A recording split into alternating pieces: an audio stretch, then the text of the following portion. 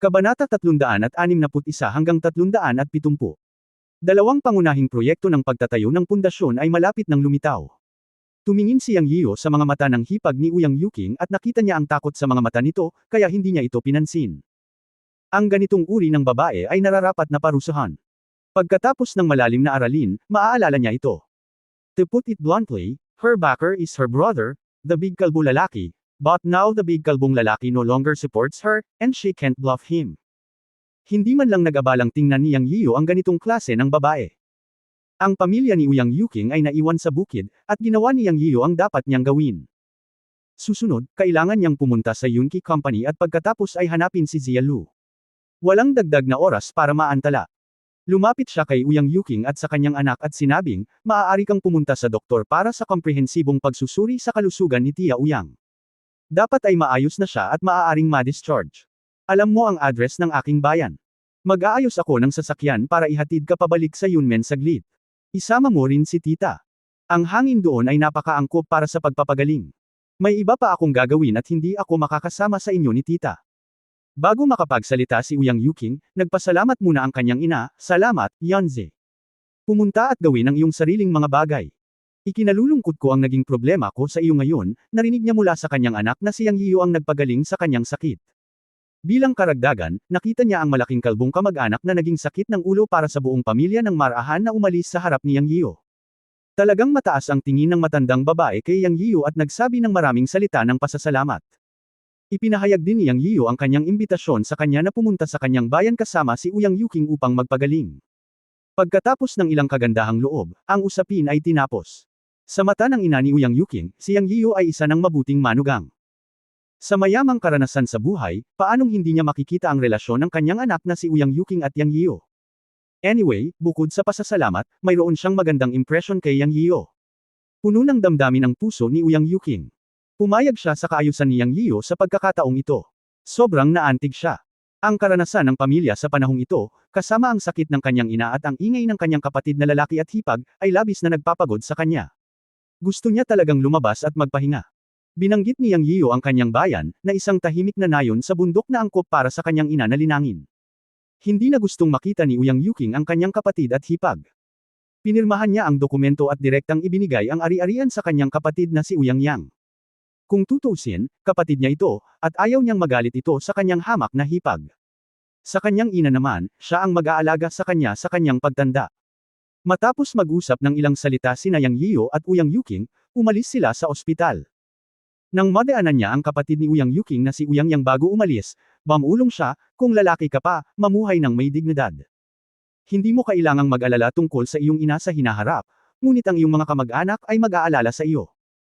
Pagkatapos sabihin iyon, si Yang Yiyo ay direktang umalis, ngunit si Uyang Yang ay nanginginig sa buong katawan, at ang kanyang mga kamay ay kumaluskos.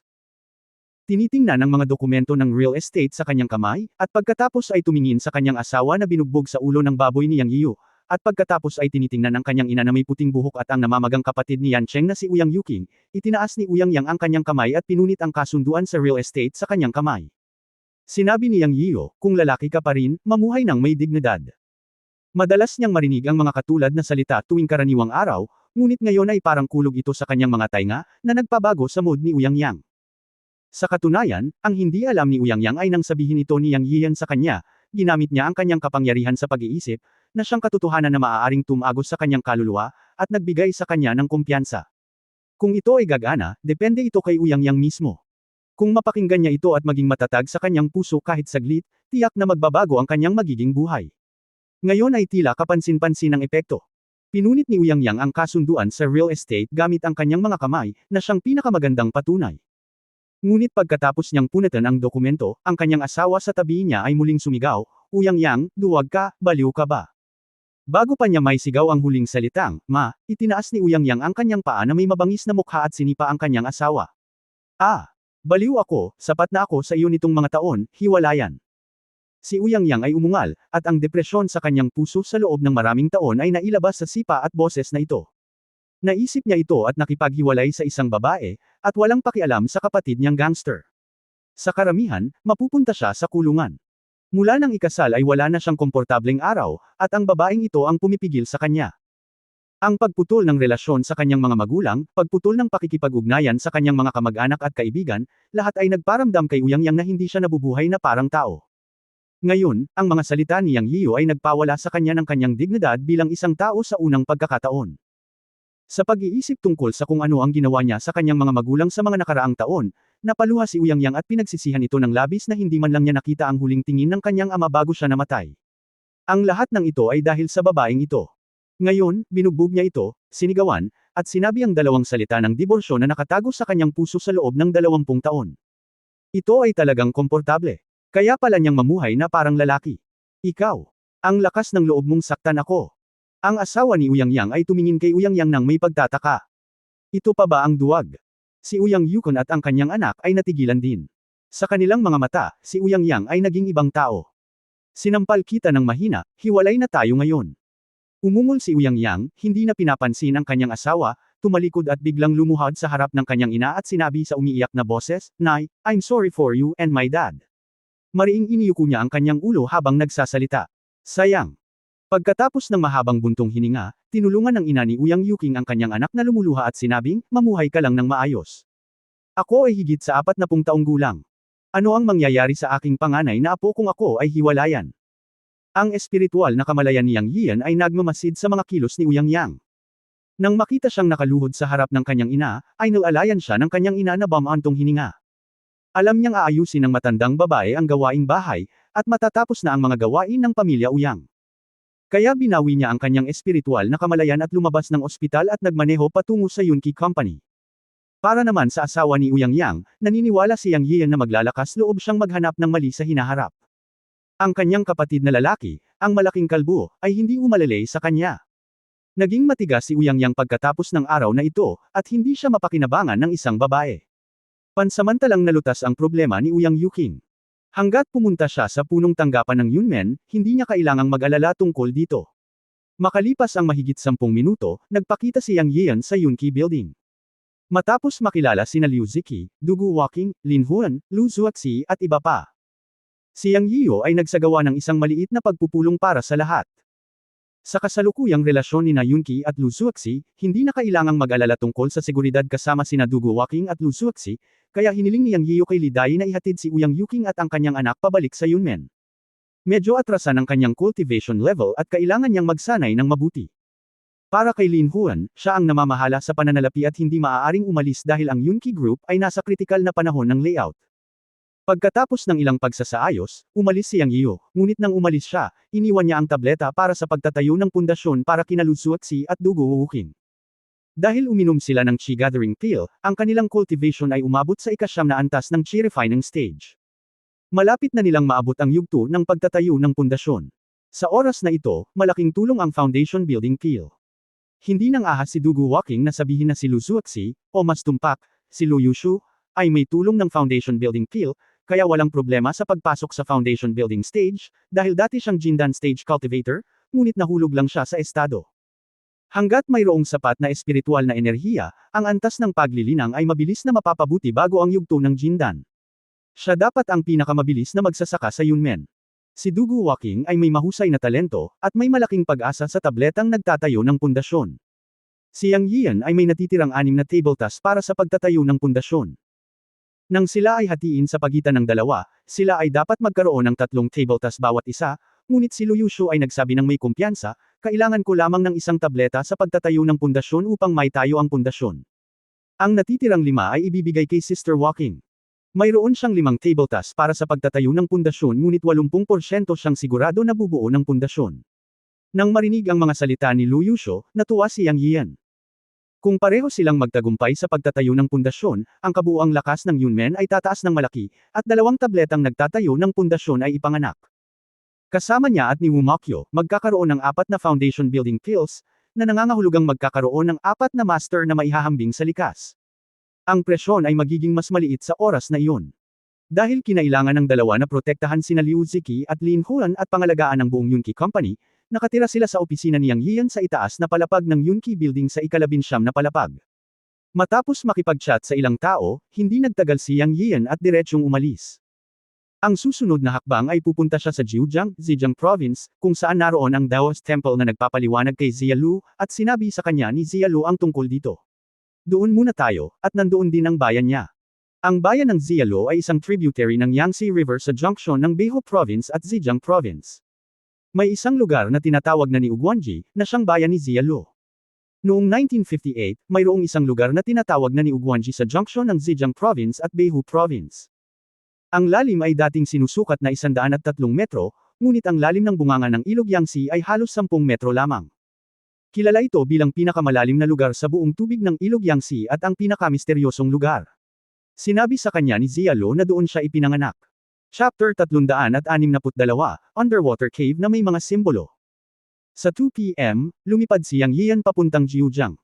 Pagkalabas ng airport, sumakay siya ng taxi patungo sa isang maliit na bayan ng bundok sa Jiujiang, at pagkatapos ay naglakad sa kahabaan ng mga bundok at ilog. Ayon sa sinabi sa kanya ni Zialu, ang Daoist na pari na tumawag sa kanya ay nasa isang maliit na burol sa junction ng Hubei at Jiang Provinces Bifeng Mountain.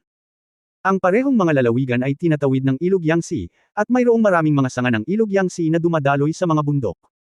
Nagtanong siya tungkol sa bundok ng Bifeng at natagpuan niya ito noong madilim na, ngunit narinig niya mula sa mga taga-nayon na nakatira sa paanan ng bundok na mayroon ngang templong tao sa bundok Bifeng noong nakaraan, ngunit matagal na itong iniwan at nawala noong panahon ng digmaan. Ngayon ay makikita mo lamang ang isang relic. Dahil narito siya, naroon man o wala ang Daoist Temple sa bundok, titingnan ni Yang Yian. Paano kung nandoon si Zialu? Paano kung pumunta siya para magbigay-pugay sa Daoist na pari na nagpapaliwanag sa kanya? Sa kanyang puso, hindi naniniwala si Yang Yian na mamamatay si Zialu. Pagkatapos ng lahat, siya ay isang demon cultivator ng likas na antas, at siya ay isang dragonfish clan na may tunay na dugo ng dragon. Kahit na siya ay malubhang nasugatan, hindi siya dapat mamatay, tama. Sa lahat ng uri ng pag-aalala at inaasahan, inakyat ni Yang Yian ang Bifeng Mountain. Siya nakahanap nga ng Daoist na templo sa tuktok ng bundok, ngunit, gaya ng sinabi ng mga taga-nayon sa paanan ng bundok, isang guho lang ang nakikita niya, hindi kahit isang bahay na gawa sa pawid, at ito ay isang kaparangan sa lahat ng dako. Ang ilang mga pagbabago lamang ng mga sinaunang puno ng buhay at ilang artificial na inukit na mga bato ay nagpatunay na mayroong isang Daoist na templo dito. Ngunit wala si Zialu. Gabi na noon, at nabigo si Yang Yian. Hindi siya nagmamadali sa kalsada. Nakakita siya ng batong mauupuan ng nakakrus ang paa, ipinikit ang kanyang mga mata at nagnilay-nilay, at naghanda na pumunta sa bayang kinalakan ni Zialu bukas ng madaling araw upang hanapin ito. Anyway, hindi naman kalayuan dito. Si Zialu ay isang demon cultivator at isang dragonfish. Tinataya ni Yang Yian na kung siya ay malubhang nasugatan, siya ay ibabalik sa kanyang orihinal na anyo at magiging isang dragonfish sa Yangtze River. Kaya pagkatapos ng madaling araw bukas, pupunta siya sa lugar na tinatawag na ni Ugwanji at sumisid sa ilalim ng ilog Yangtze upang hanapin siya. Kahit na parang naghahanap ng karayom sa dayami, pupunta siya at susubukan. Hindi para sa anumang bagay, ngunit upang suklian ang kanyang pasasalamat. Tinulungan siya ni Zialu na labanan ang mga kaaway at pinakawalan ng puwersa ng Bone Flower, lahat para gumaan ang kanyang pasanin. Ito ay isang pabor. Taos-puso siyang tinatrato at sinuportahan siya sa Ancient Martial Arts Conference at Wuxiang Dojo. Si Yang Yian, na nakapikit, ay puno ng seryoso at sabik na mga salita ni Zialu, handa ka bang makipagkaibigan sa akin? Siya ay isang demon cultivator at isang sirena, ngunit siya ay gumawa ng mas malaking kontribusyon sa sangkatauhan kaysa sa sangkatauhan. Ito, masasabing kaibigan ng buhay at kamatayan ng mga kaibigan. Hindi kaya, Yang Yian. Hindi lang niya kaya, kundi kaya niyang ipagpalit ang buhay niya. Mula noong bata pa siya, dahil wala siyang mga magulang at walang gaanong kaibigan sa paaralan dahil sa kanyang pangungulila, minahal din ni Yang Yian ang pagkakaroon ng kaibigan. Ngunit ang sinseridad ni Zialu sa kanyang kaibigan ay nagpahiya sa kanya, isang tao. Sa pag-iisip nito, mas naging determinado ang puso ni Yang Yian na hanapin si Zialu. Kung talagang hindi niya ito mahanap, nangako siyang bubunutin ang Shenzong at Yinyuman. Noong gabing iyon, hindi nag-practice si Yang Yian, ngunit pinagsama-sama ang ilang mga spell sa kanyang isipan, lalo na ang sumpa sa dugo ng kulam. Ngayon ay maaari na niyang gawin ito, ngunit medyo hindi pamilyar. Mas naiintindihan at magagamit niya ito kapag nasa isip niya. Siya. Nirepaso rin ang ilang maginhawang kaalaman tungkol sa paglilinang na iniwan ng kanyang Panginoon sa kanyang isipan noon, upang ang kanyang kaalaman sa paglilinang ay maging mas malawak. Alam ni Yang Yian na unti-unti niyang haharapin at makikipag-ugnayan ang mas maraming masters, at kahit na nagkaroon siya ng malakas na pakiramdam na ang daanan patungo sa mundo ng bundok at dagat ay maaaring lumabas balang araw, at lilito ang ilang makapangyarihang magsasaka mula sa mundo ng bundok at dagat. Bagamat siya Nakapagtatag na ng isang pundasyon sa paglilinang, nadama niya na hindi siya makapagpahinga at kailangang magtrabaho ng higit pa kaysa dati upang mapabuti ang kanyang lakas at paglilinang.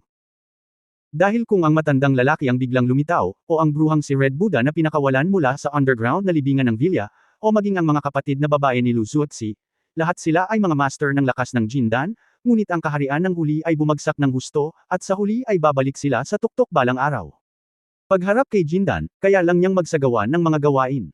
Ang pag-iral at hitsura ng mga taong ito ay nagbigay kay Yang Yian ng isang paghahayag na ang malakas sa lupa ay maaaring hindi lamang umiiral sa Jindan. Nais niyang magpatuloy sa landas ng paglilinang at protektahan ang kanyang mga kamag-anak at kaibigan, kaya hindi may iwasang patuloy na pagbutihin ang kanyang lakas. Pagkaraan ng madaling araw kinabukasan, muli niyang binuksan ang kanyang mga mata, at ang kanyang mga mata ay mas maliwanag at mas malalim. May bahid din ng katahimikan ng hininga ng buo niyang katawan. Para sa kaalaman ng kultibasyon na itinuro ni Master Yun Changxi sa kanyang isipan, karaniwang natapos niya itong basahin sa pagkakataong ito, at talagang nakinabang siya ng malaki. Isang bagong mundo ang lumitaw sa kanyang isipan, at lalo siyang nabighani sa mundo ng paglilinang. Ang malawak na mundo ng paglilinang ay talagang mailalarawan sa salitang mahiwagang. Mula sa larangan ng paglilinang hanggang sa pagkain at pagbibihis ng mga magsasaka, at iba pa. Mayroon siyang pangunawa. Sa mga tuntunin ng realm, ang pagpapakilala ng master sa realm of cultivation ay nagsalita tungkol sa apat na pangunahing realms, katulad ng Chi Refining Stage, ang Foundation Building Stage, ang Golden Core Stage, at ang Nascent Soul Stage. Dapat ay marami pang major realms mamaya, ngunit ang master sa kanyang isip ay nagsalita din tungkol sa apat na major realms. At siya ngayon ay nasa pangalawang major realm, ang Foundation Building Stage. Mayroong siyam na maliliit na kaharian sa Chi Refining Stage at Foundation Building Stage, na siyang una hanggang sa ikasyam na antas. Matapos maitatag ang pundasyon, ito ay ang Golden Core Stage. Ang kaharian na ito ay isa pang watershed. Tulad ng Nascent Soul Stage, mayroong lahat ng uri ng mahiwagang pag-iral. Si Yang Yiyo ay puno ng mga inaasahan para maabot ang huling dalawang pangunahing kaharian sa hinaharap, ngunit walang siyam na yugto ng maliliit na kaharian, ngunit apat na perpektong antas pagkatapos ng una, intermediate at huling yugto. Mula sa maliliit na aspeto, nariyan ang mga kwento ng pagkain, pananamit, tirahan at transportasyon ng mga magsasaka. Ayon sa pamana ng amo, ang pagkain, pananamit, pabahay at transportasyon ay mahalagang bagay din sa mundo ng paglilinang, ngunit ang pagkain at pananamit ay ibang-iba sa mga ordinaryong tao. Ang pagkain na kinakain ng mga magsasaka ay espiritual na pagkain, at ang mga damit na kanilang isinusuot ay mga kasangkapang mahika. Ang mga kasangkapang mahika ay isang pangkalahatang termino, na itinuturing na mga kagamitang espiritual ng mga magsasaka. Maaari silang pinuhin at dalhin sa katawan para sa pag-aalaga. Siyempre, ang paglilinang ay nangangailangan ng hindi bababa sa panahon ng pagtatayo ng pundasyon, dahil pagkatapos lamang ng panahon ng pagtatayo ng pundasyon ay magkakaroon ng dantian. Ang mga espiritual na kasangkapan ay kailangang pangalagaan sa dantian, at pagkatapos ay maaari silang ipatawag na may pag-iisip at kontrolado ng isip. Yung hindi maaaring higpitan sa katawan ay maaari lamang ituring bilang mga high-level magic tools. Ang mga espiritual na kasangkapan ay mga espiritual na nilalang. Naisip ni Yang Yiyo na maaari na rin niyang alagaan ang mga espiritual na kasangkapan ngayon, ngunit sa kasamaang palad ay wala siya nito. Gayunpaman, naisip din niya ang Dragon Slaying Sword sa bahay. Hindi niya alam kung anong level iyon. Maaari ba itong ilagay sa dantian upang alagaan si Yang? Talagang susubukan niya ito pagbalik niya. Kung mayroong espiritual na enerhiya, hindi ka ba makakalipad gamit ang espada? Gaano kagaling iyon? Naglaway si Yang Yian at ngumisi. Matapos sugpuin ang mga nakakagambalang kaisipang ito, naghanda siyang bumaba ng bundok at dumiretso sa Niuguanji upang hanapin si Zialo. Anyway, walang makakita sa kanya sa bundok. Natagpuan niya ang direksyon ng Niuguanji, ginamit ang pamamaraan ng pagkontrol ng hangin, lumipad ng mataas sa kalangitan, at ang kanyang katawan ay naging torrent at nawala sa Bifeng Mountain sa isang kisap mata. Sa pagtingin kay Yang Yian sa himpapawid, si Yang Yian ay hindi ng ahas na lumipad ng napakataas, 30-40 metro lamang sa ibabaw ng lupa. 5 kilometro lamang ang layo ng Niuguanji mula rito, at wala pang 10 minuto ay narating ito ni Yang Yian. Ang tunay na enerhiya sa kanyang katawan ay naubos din ng 80%. Nakatayo sa tuktok ng burol, napabuntong hininga si Yang Yian sa bilis ng pamamaraan ng pagkontrol ng hangin, na talagang isang mahiwagang spell. Bagaman malaki ang pagkonsumo ng tunay na enerhiya, sulit ito. Pagkatapos makalunok ng Chi Gathering Pill, nagmuni-muni siya para maibalik ang kanyang tunay na enerhiya. Makalipas ang kalahating oras, tumayo si Yang Yian, tumingin sa ilog Yangtze sa ibaba ng bundok, lumipad pataas, tumalon pababa at bumulusok sa ilog Yangtze. Sinuri niya na sa loob ng 3 kilometro mula sa lugar na ito, ni Ugwanji ang lugar. Kung si Zialuo ay naging sirena, dapat nasa ilalim siya ng tubig dito. Matapos makapasok sa tubig, ginamit ni Yang Yiyo ang water avoidance technique para direktang sumisid sa ilalim ng tubig. Katulad ito ng impormasyon na kanyang sinuri. Ang antas ng tubig dito ay mula sa mababaw hanggang sa malalim, na ang pinakamababaw na antas ng tubig ay mga 10 metro, ngunit mas magiging malalim ang antas ng tubig kapag siya ay bumaba sa agos. Ang lugar na ito ay napapaligiran ng mga bundok sa magkabilang panig, na bumubuo ng 7 hugis na lok na ilang libong metro ang lapad. Ang antas ng tubig sa gitna ng bay ay din ang pinakamalalim, na umaabot sa mahigit 100 metro, na itinuturing na malalim na tubig para sa Yangtze River. Si Yang Yiyo ay may pamamaraan sa pag-iwas sa tubig sa ilalim ng tubig at hindi naapektuhan ng presyon at agos ng tubig. Lumakad siya pasulong ng hakbang-hakbang, at inilabas ang kanyang espiritual na kamalayan upang obserbahan ang sitwasyon sa ilalim ng buong tubig. Walang natuklasan sa loob ng 900 metro kung saan siya naruroon. Nakita niya ang maraming isda, ngunit lahat sila ay ordinaryong isda. Siya, patuloy na sumulong. Gayunpaman, inilabas niya ang kanyang espiritual na kamalayan upang maghanap sa bawat pulgada, at kinailangan din niyang baligtarin ang 3 kilometrong bahagi ng tubig ng ni Ugwanji upang bigyan ang kanyang sarili ng paliwanag. Ayon sa lalim ng antas ng tubig, nang umabot siya sa 100 metro sa ilalim ng tubig, muli niyang inilabas ang kanyang espiritual na kamalayan. Sa bawat pulgada, ang espiritual na kamalayan ay nakakita ng maraming bagay sa ilalim ng tubig. Bukod sa iba't ibang isda, mayroon ding mga bangkay, mga nasirang barko, at maging mga hiya sa isang sinaunang barko. Hindi pinansin ni Yang Yiyo ang mga ito pansamantala. Ang layunin niya ay mahanap ang sirena na si Zialuo. Sa isang tiyak na sandali, sinuri ng espiritual na kamalayan ang isang bundok ng bahura sa ilalim ng tubig. Nakakita siya ng isang malaking kuweba at laking gulat niya. Hindi katakataka na makakita ng kuweba sa ilalim ng tubig, ngunit tila hindi karaniwan para kay Yang Yiyo, dahil ang kuweba na ito ay halos 10 metro ang taas, at may mga simbolo sa isang tabi. Ito ay tila isang uri ng teksto, ngunit hindi ito isang teksto na lumitaw sa sibilisasyon ng tao. Hindi pa nakita ni Yang Yiyo ang gayong simbolikong teksto. Higit sa lahat, naramdaman niya ang mahinang pagbabago-bago ng espiritual na enerhiya sa kuwebang ito, at maging ang pamilyar na hininga, na parabang ito ay hininga ni Zialuo. Kabanata 363 Isang Asol na Dragon. Kung hindi dahil sa espiritual na kamalayan, hindi mahahanap ni Yang Yiyo ang kuweba na ito, dahil nakatago ito sa bahura, at may ilang halamang tubig na nakaharang dito, hindi ito makikita ng mata. Tanging ang espiritual na kamalayan lamang ang makakahanap nito. Bukod dito, ang bahura sa ilalim ng tubig ay talagang mas angkop na tawaging bundok, na napakalaki. Ang kuweba na ito ay parang portal. Ang mga simbolo na inukit sa gilid ng kuweba ay mukhang napakaluma at misteryoso. Hindi ko alam kung sinaunang karakter sila. Anyway, walang nakilala si Yang Yiyo sa kanila. Ngunit nang maramdaman niya ang hininga ni Zialuo, tuwang-tuwa siya at nagmamadaling pumunta sa bahura. Matapos iwagayway ang kanyang palad para hilahin ang mga halamang tubig, binuksan ni Yang Yiyo ang isang daanan sa siksik na halaman ng tubig at pumasok. Pagkatapos lumiko sa isang sulok, isang kuweba na mahigit 10 metro ang taas ang bumungad sa kanyang harapan. Ang kakaiba ay noong ginamit niya ang espiritual na kamalayan upang suriin ito noon, mayroong isang hindi nakikitang puwersa sa pasukan ng yungib na hamarang sa espiritual na kamalayan, at hindi ito masusuri ng espiritual na kamalayan. Nang tingnan niya ito ng mata, marahil sa sobrang lalim nito ay hindi niya makita kung ano ang nasa loob. Ito ay ganap na madilim. Tila isang kuweba na puno ng hindi alam, ngunit sa hiningang iniwan ni Zialuo, makapasok lang si Yang Yiyan kahit na ito ay isang mapanganib na lugar. Ang mga rune sa isang gilid ng pintuan ng kuweba ay puno ng sinaunang hininga, na nakakahilo sa mga tao. Mabilis na binawi ni Yang Yiyan ang kanyang paningin. Naisip niya na ang dahilan kung bakit hindi masuri ng espiritual na kamalayan ang kuweba ay dapat na nauugnay sa mga sinaunang simbolo na ito. Anuman ang mangyari, kailangang pumasok si Yang Yiyan at tingnan. Kinagat niya ang kanyang mga ngipin at pumasok sa kuweba.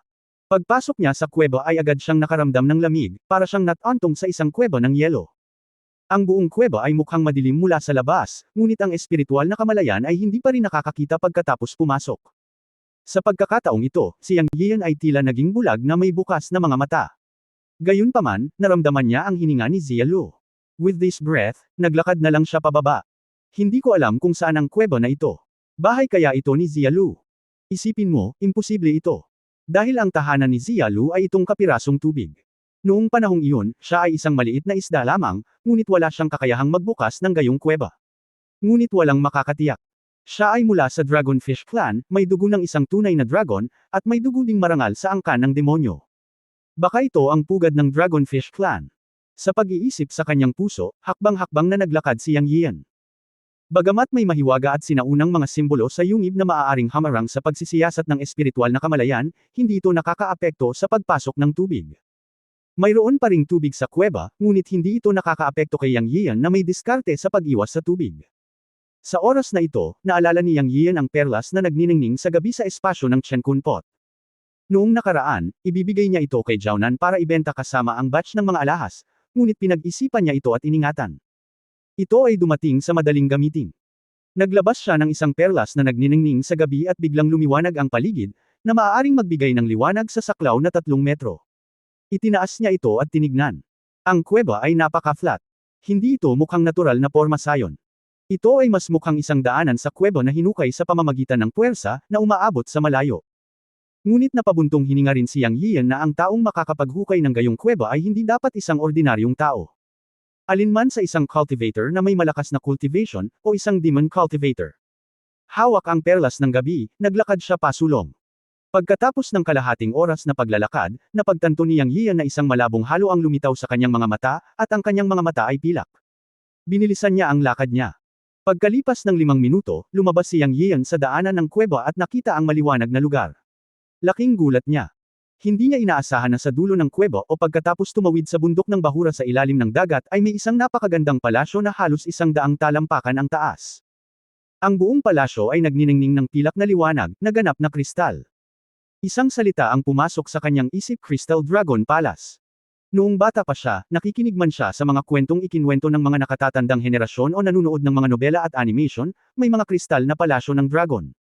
Ito ang Dragon Palace ng Dragon Clan sa alamat. Ngunit ang Dragon Palace ay palaging umiiral sa East China Sea sa isip ni Yang Yian. Sinong mag-aakala na magkakaroon ng kristal na palasyo ng dragon sa tubig ng ilog Yangtze? Siyempre, hindi ito isang tunay na kristal na gusaling palasyo. Pagkatapos pumasok, nalaman niyang isa pala itong light green jade na medyo transparent ang mood. Ito ay isang palasyo na ganap na gawa sa jade, ngunit ito ay lubhang nakakagulat na 100 talampakan ang taas. Dito ba nakatira ang mga tao? Hindi dapat. Paano may tatayo ang isang lugar kung saan nakatira ang mga tao? Naisip ni Yang Yian ang salitang, demonyo. Tanging mga demon cultivator lang ang may malalaking katawan. Anong klaseng lahi ng demonyo ito? Baka may dragon race talaga. Sa sobrang pag-usisa, si Yang Yian ay humakbang sa hagdan ng templo at dumating sa harap ng gate. Ang mabigat at mataas na gate ay may kalahating metrong lapad na pagsusuri, na kayang tumanggap ng isang tao. At ang hininga ni Zialo ay nasa engranding templong ito. Nang hindi nag-iisip, pumasok si Yang Yian sa kalahating metrong lapad na siwang sa pinto. Pagkapasok, maliwanag ang buong bulwagan, dahil kumikinang ang halos transparent na jade, na nagbibigay liwanag sa buong bulwagan. Pagkatapos pumasok, unang nakita ni Yang Yian ang isang kasing laki ng palad na gininto ang maningning na katawan na nakasabit sa gitna ng bulwagan, na nagniningning ng labis. Sa ilalim ng makinang na katawan na ito ay may isang platapormang higit sa 3 metro ang taas, at mukhang higit sa 10 metro ang lapad. Ito ay ganap na orihinal. May mga gintong simbolo sa ibabaw nito, tulad ng nakita ko sa bakana ng kuweba kanina, na sumasakop sa buong plataporma. Ang higit na nakaakit kay Yang Yian ay ang gininto ang kumikinang na katawan na lumulutang sa platform. Hindi niya alam kung ano yun, ngunit napaka-espesyal ng kapangyarihang ibinubuga nito. Ang malaking platapormang ito ay tila isang altar. Ang buong palasyo ay mukhang napakalaki mula sa labas, ngunit mayroon ding espasyo na higit sa 200 metro kwadrado, at maaaring may iba pang mga bulwagan. Gayunpaman, umiral pa rin ang aura ni Zialo, at napakalakas nito, sa mismong altar. Tumalon si Yang Yian at tumalon sa altar. Sa pagtingin sa altar, mayroon ding mga gintong simbolo sa ibabaw nito, at mayroon ding mga komplikadong linya, na nag-uugnay sa maayos na nakaayos na mga simbolo. Ngunit sa altar, nabigla si Yang Yian. Nakita niya ang 12-dosenang kaliskis ng isda at isang pool ng dugo sa kanyang isip. Hindi na kailangang hanapin ang aura ni Zialo na nagmumula sa mga kaliskis ng isda at isang pool ng dugo.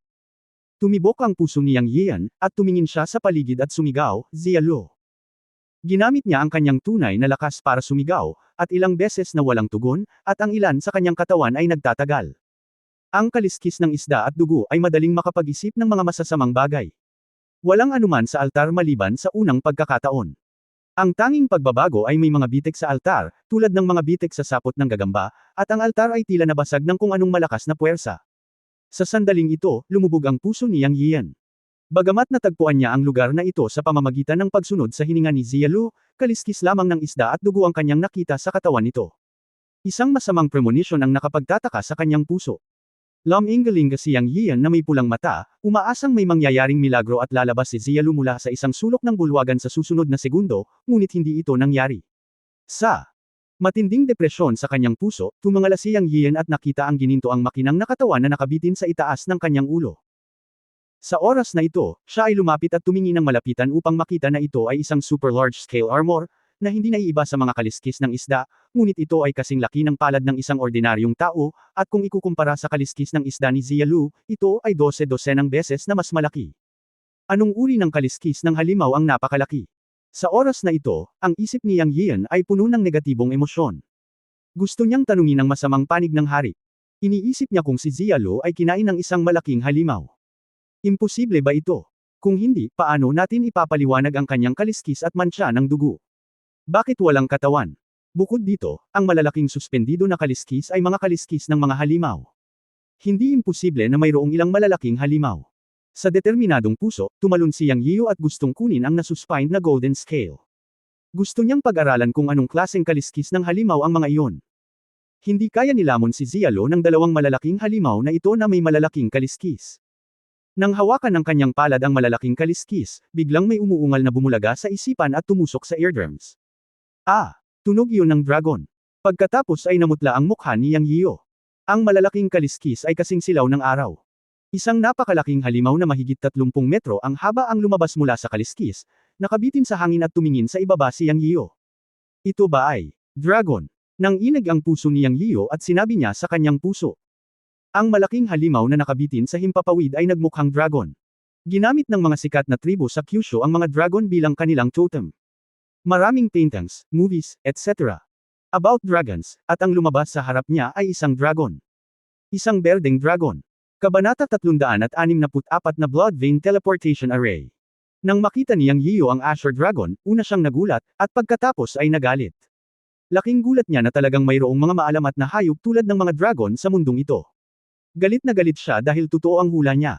Kung mayroong isang mahusay na Azure Dragon, malamang na natakot si Zialo. Hindi niya ito matanggap. Ngunit sa sandaling ito, ang Azure Dragon, na nakatingin sa ibaba, ay biglang umungal, at saka ibinuka ang dagwang bibig at lumusab sa kanya. Ang bilis ay kasing bilis ng kidlat, kaya walang oras si Yang Yiu para umiwas.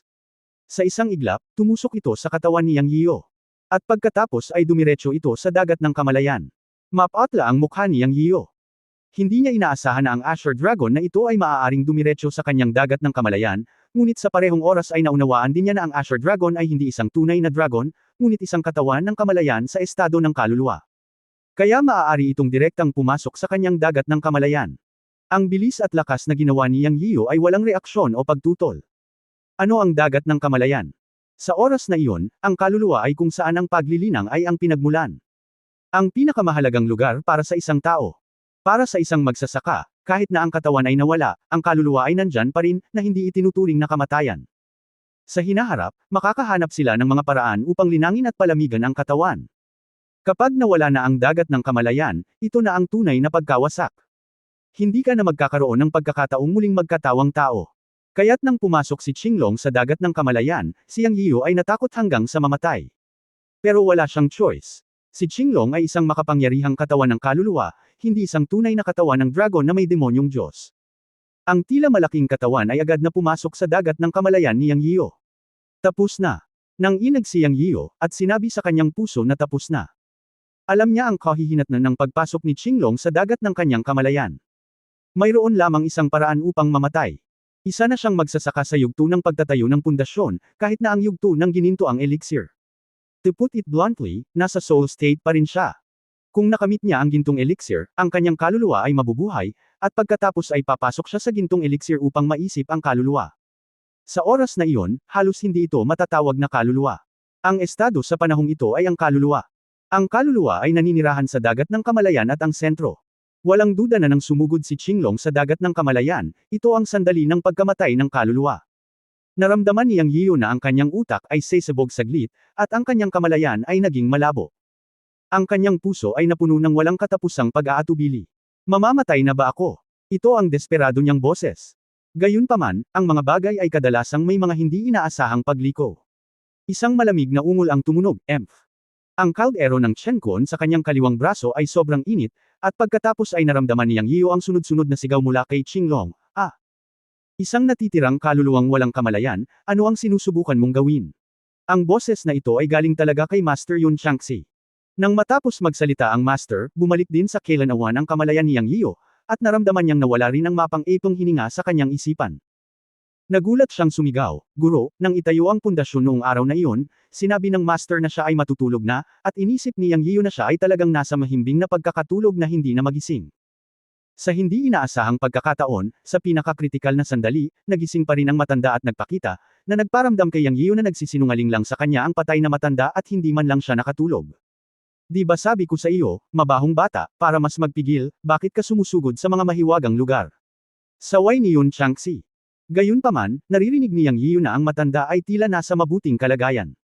Nandito ako para hanapin si Zia Lu.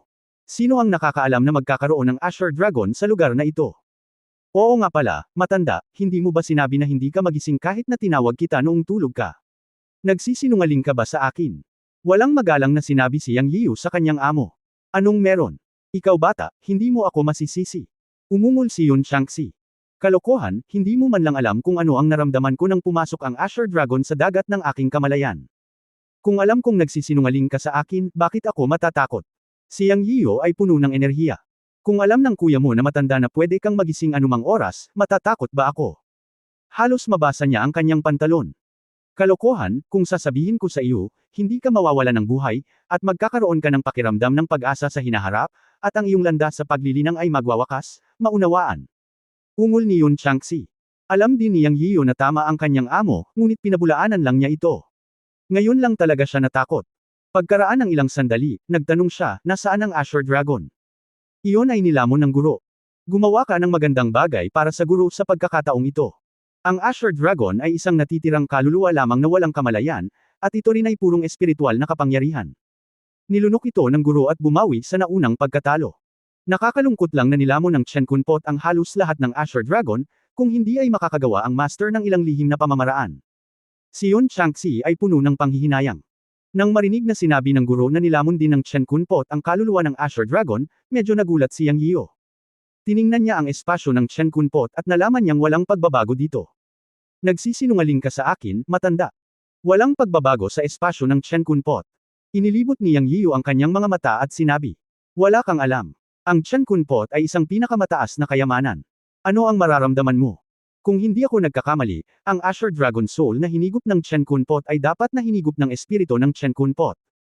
Ang espasyo ay tila hindi nagbago, ngunit ang kakanyahan ay nagbago. Masyadong mahirap ang iyong paglilinang para maramdaman ito. Huwag mag-alala, ang kapangyarihan ng Azure Dragon Soul na hinihigop ng Chen Kunpot sa pagkakataong ito ay maaaring magdulot sa iyo ng mga hindi inaasahang sorpresa balang araw. Ako ka.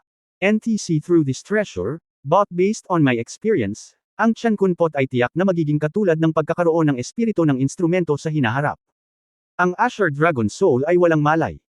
Ang enerhiya, pagbabarena sa iyong dagat ng kamalayan, ay isang likas na ugali, hindi na kailangang mag-isip ng labis, gayunpaman, ang lahat ng ito ay mawawala. Gayunpaman, mayroon talagang hanay ng paghahatid ng dugo dito. Ang natitirang kaluluwa ng Azure Dragon ay dapat gamitin upang i-activate ang array. Masyado kang malikot para hawakan ang kaliskis ng dragon, at hindi makalabas ang kaluluwa ng dragon na nakatago sa kaliskis ng dragon. Siya nga pala, panatilihin itong dragon scale. Ito ay isang bagay na halos hindi maihahambing sa isang mid-grade na espiritual na sandata. Pagkatapos itong pinuhin, maaari mo itong iimbak sa iyong dantian. Napaka-epektibong patayin ang kaaway gamit ang iyong isip, na tama lamang para sa iyong kasalukuyang paglilinang. Paalala ni Yun Changxi kay Yang Yiyo. Tiningnan ni Yang Yiyo ang kaliskis sa kanyang kamay at sinabi, "Matanda, ito ang kaliskis ng dragon. Paano magiging mali? Kung hindi, sa tingin mo ba napakalaki ng kaliskis ng isda?" Siyempre, ang dragon scale na ito ay malamang na hindi ang dragon scale ng Azure Dragon Soul, ngunit ang Golden Dragon Scale. Ang pinakamarangal na bloodline sa Dragon Clan ay ang Golden Five-Clawed Dragon. Ang Azure Dragon Soul ay maaaring isang uri ng kapangyarihan na nakaimbak sa Dragon Scale na ito para buksan ang bloodline altar. Ito ay isang natitirang kapangyarihan ng kaluluwa na walang kamalayan. Kung talagang umiiral ito, namatay ka ng 100 beses ngayon, at hindi ka mailigtas ng iyong amo. Paliwanag ni Yun Changxi. Kinagat ni Yang Yiyo ang kanyang mga labi at sinabing, "Hindi mo ba naramdaman ito sa unang pagkakataon ngayon lang? Hindi iyon ang babala ng Chen Kunpot. Bagamat inilaan ng iyong amo ang lakas para protektahan ka, hindi ganoon kabilis ang reaksyon. Pagkatapos ng babala ng Chen Kunpot naramdaman ng iyong amo na nasa panganib ka. Ang tono ni Yun Changxi ay nagpakita ng isang uri ng paggalang sa Chen Kunpot. Hindi sumang-ayon si Yang Yiyo, at pagkatapos ay nagtanong, sinabi ng matanda na imposible para sa natitirang kaluluwang ito ng Asher Dragon na lumunin si Xia Lu, ngunit bakit kaliskis lamang ng isda at mantsa ng dugo ang nasa katawan ni Xia Lu dito, at wala ng iba. Si Yang Yiyo ay palaging nag-aalala tungkol sa susunod na round. Hindi ba't sinabi ko na ang mataas na platapormang ito ay isang altar ng dugo, at ito ay malamang na isang altar ng dugo ng isang sangay ng angkan ng dragon. Ayon sa hinuha ng aking Panginoon, ang sirena na si Xia Lu ay may tunay na dugo ng dragon. Malamang na pumunta siya rito dahil tinulungan mo ang kanyang dugo na mag-evolve noong nakaraan at nakuha ang mana at natagpuan ang lugar na ito. Ang altar ng dugo ng dragon ay maaring mabuksan lamang ng mga may dugong dragon. Kung hindi ako nagkakamali, ang sirena na si Xia Lu ay dapat na pinaalis. Ang blood altar na ito ay talagang isang blood teleportation array. Ginamit ng sirena ang kanyang dugo para buksan ang teleportation array at umalis dito. Sinuri ni Yun Changxi. Matapos marinig ang sinabi ng master, tumanggaw si Yang Yiyo at naramdaman niyang may katuturan ito, ngunit hindi niya alam kung saan ipinadala si Xia Lu. Kung nakita niya ito sa ganitong paraan, dapat ay buhay pa siya. Kung wala siyang nakitang tao, iyon ay pag-asa. May ideya siya sa kanyang puso. At lubos na naniwala si Yang Yiyo sa hinuha ng matanda. Hindi niya maiwasang magtanong, matanda, maaari ko bang gamitin itong teleportation array? May naiisip ka bang paraan para may teleport din ako? Hahanapin ko si Xia Lu. Hehe, mangarap ka. Ngumisi si Yun Changxi. Bakit? Malakas na tanong ni Yang Yiyo. Tulala ka, sinabi ko sa iyo na ito ay isang blood teleportation array. May dugo ka bang dragon? Tsaka kahit may dragon blood ka, hindi ka pwedeng mag-teleport. Hindi mo ba nakikita na ang teleportation array na ito ay bumagsak? Sa napakaraming bitek, sira ang teleportation array na ito. Ang punto ay kahit na hindi ito nasira, ang natitirang kaluluwa ng Asher Dragon ay nilamon na ng Master at ng Chen Kunpot. Paano ito magkakaroon ng kapangyarihang magbukas ng isa pang teleportasyon? Bukod dito, mukhang isang malaking space teleportation array. Tandaan ito sa Master, lumayo sa napakalaking hanay sa hinaharap, o maaari kang i-teleport sa ibang mundo. Same time na nagbabala si Yun Changxi. Medyo natahimik si Yang Yiyo. Tila si Xia Lu ay malamang na na-teleport sa ibang mundo. Anong mundo noon? Naisip ito ni Yang Yiyo at naisip na maaaring ito ay ang Mountain and Sea Realm, at ang Mountain at Sea Realm lamang. Sige, huwag kang mag-alala sa sirena. Nakikita ko na siya ay isang demonyo na may malaking kapalaran at hindi mamamatay ng ganoon kaga. Dapat kang magsanay ng mabuti. Balang araw magkikita rin kayo. Ituturo ko sa iyo ang isang paraan ng pagsasakripisyo ng espiritual na sandata. Subukang pinuhin ang mga kaliskis ng dragon at pakainin ang mga ito sa iyong dantian. Maaari itong maging isang mamamatay para sa iyo.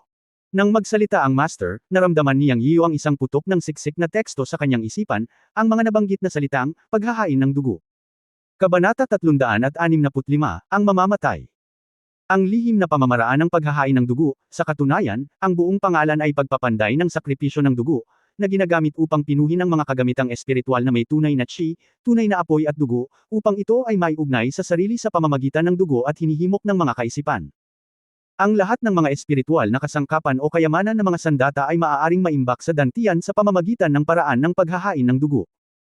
Kung mas matagal ang oras na ito ay pinapakain ng totoong chi sa dantian, mas magiging espiritual ito kapag hinihimok. Ito ang pinakamalaking katangian ng mga espiritual na kasangkapan. Ito ay gayon din ang mahika ng pagpapanday ng sakripisyo ng dugo. Sa madaling salita, ito ay ang pagbuo ng tulay ng komunikasyon na may mga espiritual na kasangkapan. Sa kaalaman ng paglilinang, ito ay katulad ng pagtulong ng dugo upang makilala ang amo. Ang isang piraso ng Dragon Scale ay halos maihahambing sa isang mid-grade na espiritual na kasangkapan sa bibig ni Master Yun Changxi. Sa ganitong paraan, ang buong katawan ng banal na hayop ay puno ng mga kayamanan. Since si Xia Lu ay malamang na na-teleport sa ibang mundo, binitawan ni Yang Yiyo ang ideya at umupo na lamang upang pinuhin ang sukat ng dragon. Ang kaliskis ng dragon na manipis ng papel ay naglalabas ng mahinang presyon. Si Yang Yiyan ay lubos na nasisiyahan na ito ay matatawag na sandata. Hanggang ngayon ay wala pa siyang magic weapon. Ito ay talagang sira-sira. Bagamat nakakuha siya ng isang dragon-slaying sword mula sa Fairy Lake, na napakalakas sa paningin ng kanyang amo, hindi niya ito may lalagay sa espasyo ng Chen Kunpot, kaya't maaari niya lamang itong itago sa bahay. Ngayong matagumpay niyang nabuksan ang Dantian sa pamamagitan ng foundation building, at may blood sacrifice forging method, gusto niyang subukang pinuhin ang dragon slaying sword kapag bumalik siya. Lumipad na may espada ang kanyang hinahangad. Kinuha niya ang kaliskis ng dragon sa kanyang kamay at hinimok ang totoong chi at totoong apoy na bumangon, nag-spray ng isang patak ng dugo, at ginamit ang formula upang simulan ang sakripisyo. Pagkatapos ang gininto ang liwanag sa kaliskis ng dragon ay maliwanag at nakasisilaw. Makalipas ang kalahating oras, natapos ni Yang Yian ang sakripisyo, ngunit sa sandaling ito naramdaman niya ang isang uri ng induction at dagandong sa pagitan niya at ng dragon scale, at alam niyang matagumpay ang sakripisyo. Hawak ito sa kanyang palad, tahimik na bamulong si Yang Yian, collect. Sa susunod na sandali ang dragon scale ay naging isang golden streamer at nawala. Pero napailing si Dantian. Tumingin si Yang Yian sa loob at nakita na ang kaliskis ng dragon ay naging 3 pulgadang sukat at nasuspine sa Dantian. Naglabas ito ng malabong halo sa ilalim ng pagpapakain ng tunay na chi. Binigay niya ang palad niya at sinabing, labas. Agad na lumitaw ang kaliskis ng dragon sa kanyang palad. Matagumpay itong napino at ginamit sa kalooban, ngunit ngayon ay hindi ko alam kung gaano ito kalakas. Sa pag-iisip nito, tinitigan ni Yang Yian ang sulok ng altar at hinimok ang totoong chi sa sukat ng dragon. Sa isang pag-iisip, itinaboy niya ang kaliskis ng dragon sa sulok ng altar. Boom! Pagkatapos ng malakas na ingay, lumitaw ang isang puwang sa gilid ng altar. Nalaglag ang isang malaking piraso ng berdeng jade material, na mahigit 1 metro ang haba. Nalanghap ni Yang Yian ang malamig na hangin. Parang sapilitang tinaga ng espada na parang tofu. Sa isang iglap, ang kaliskis ng dragon ay naalala sa kanyang katawan. Hindi niya inaasahan na ang isang maliit na piraso ng kaliskis ng dragon ay maaaring magkaroon ng napakalakas na kapangyarihan.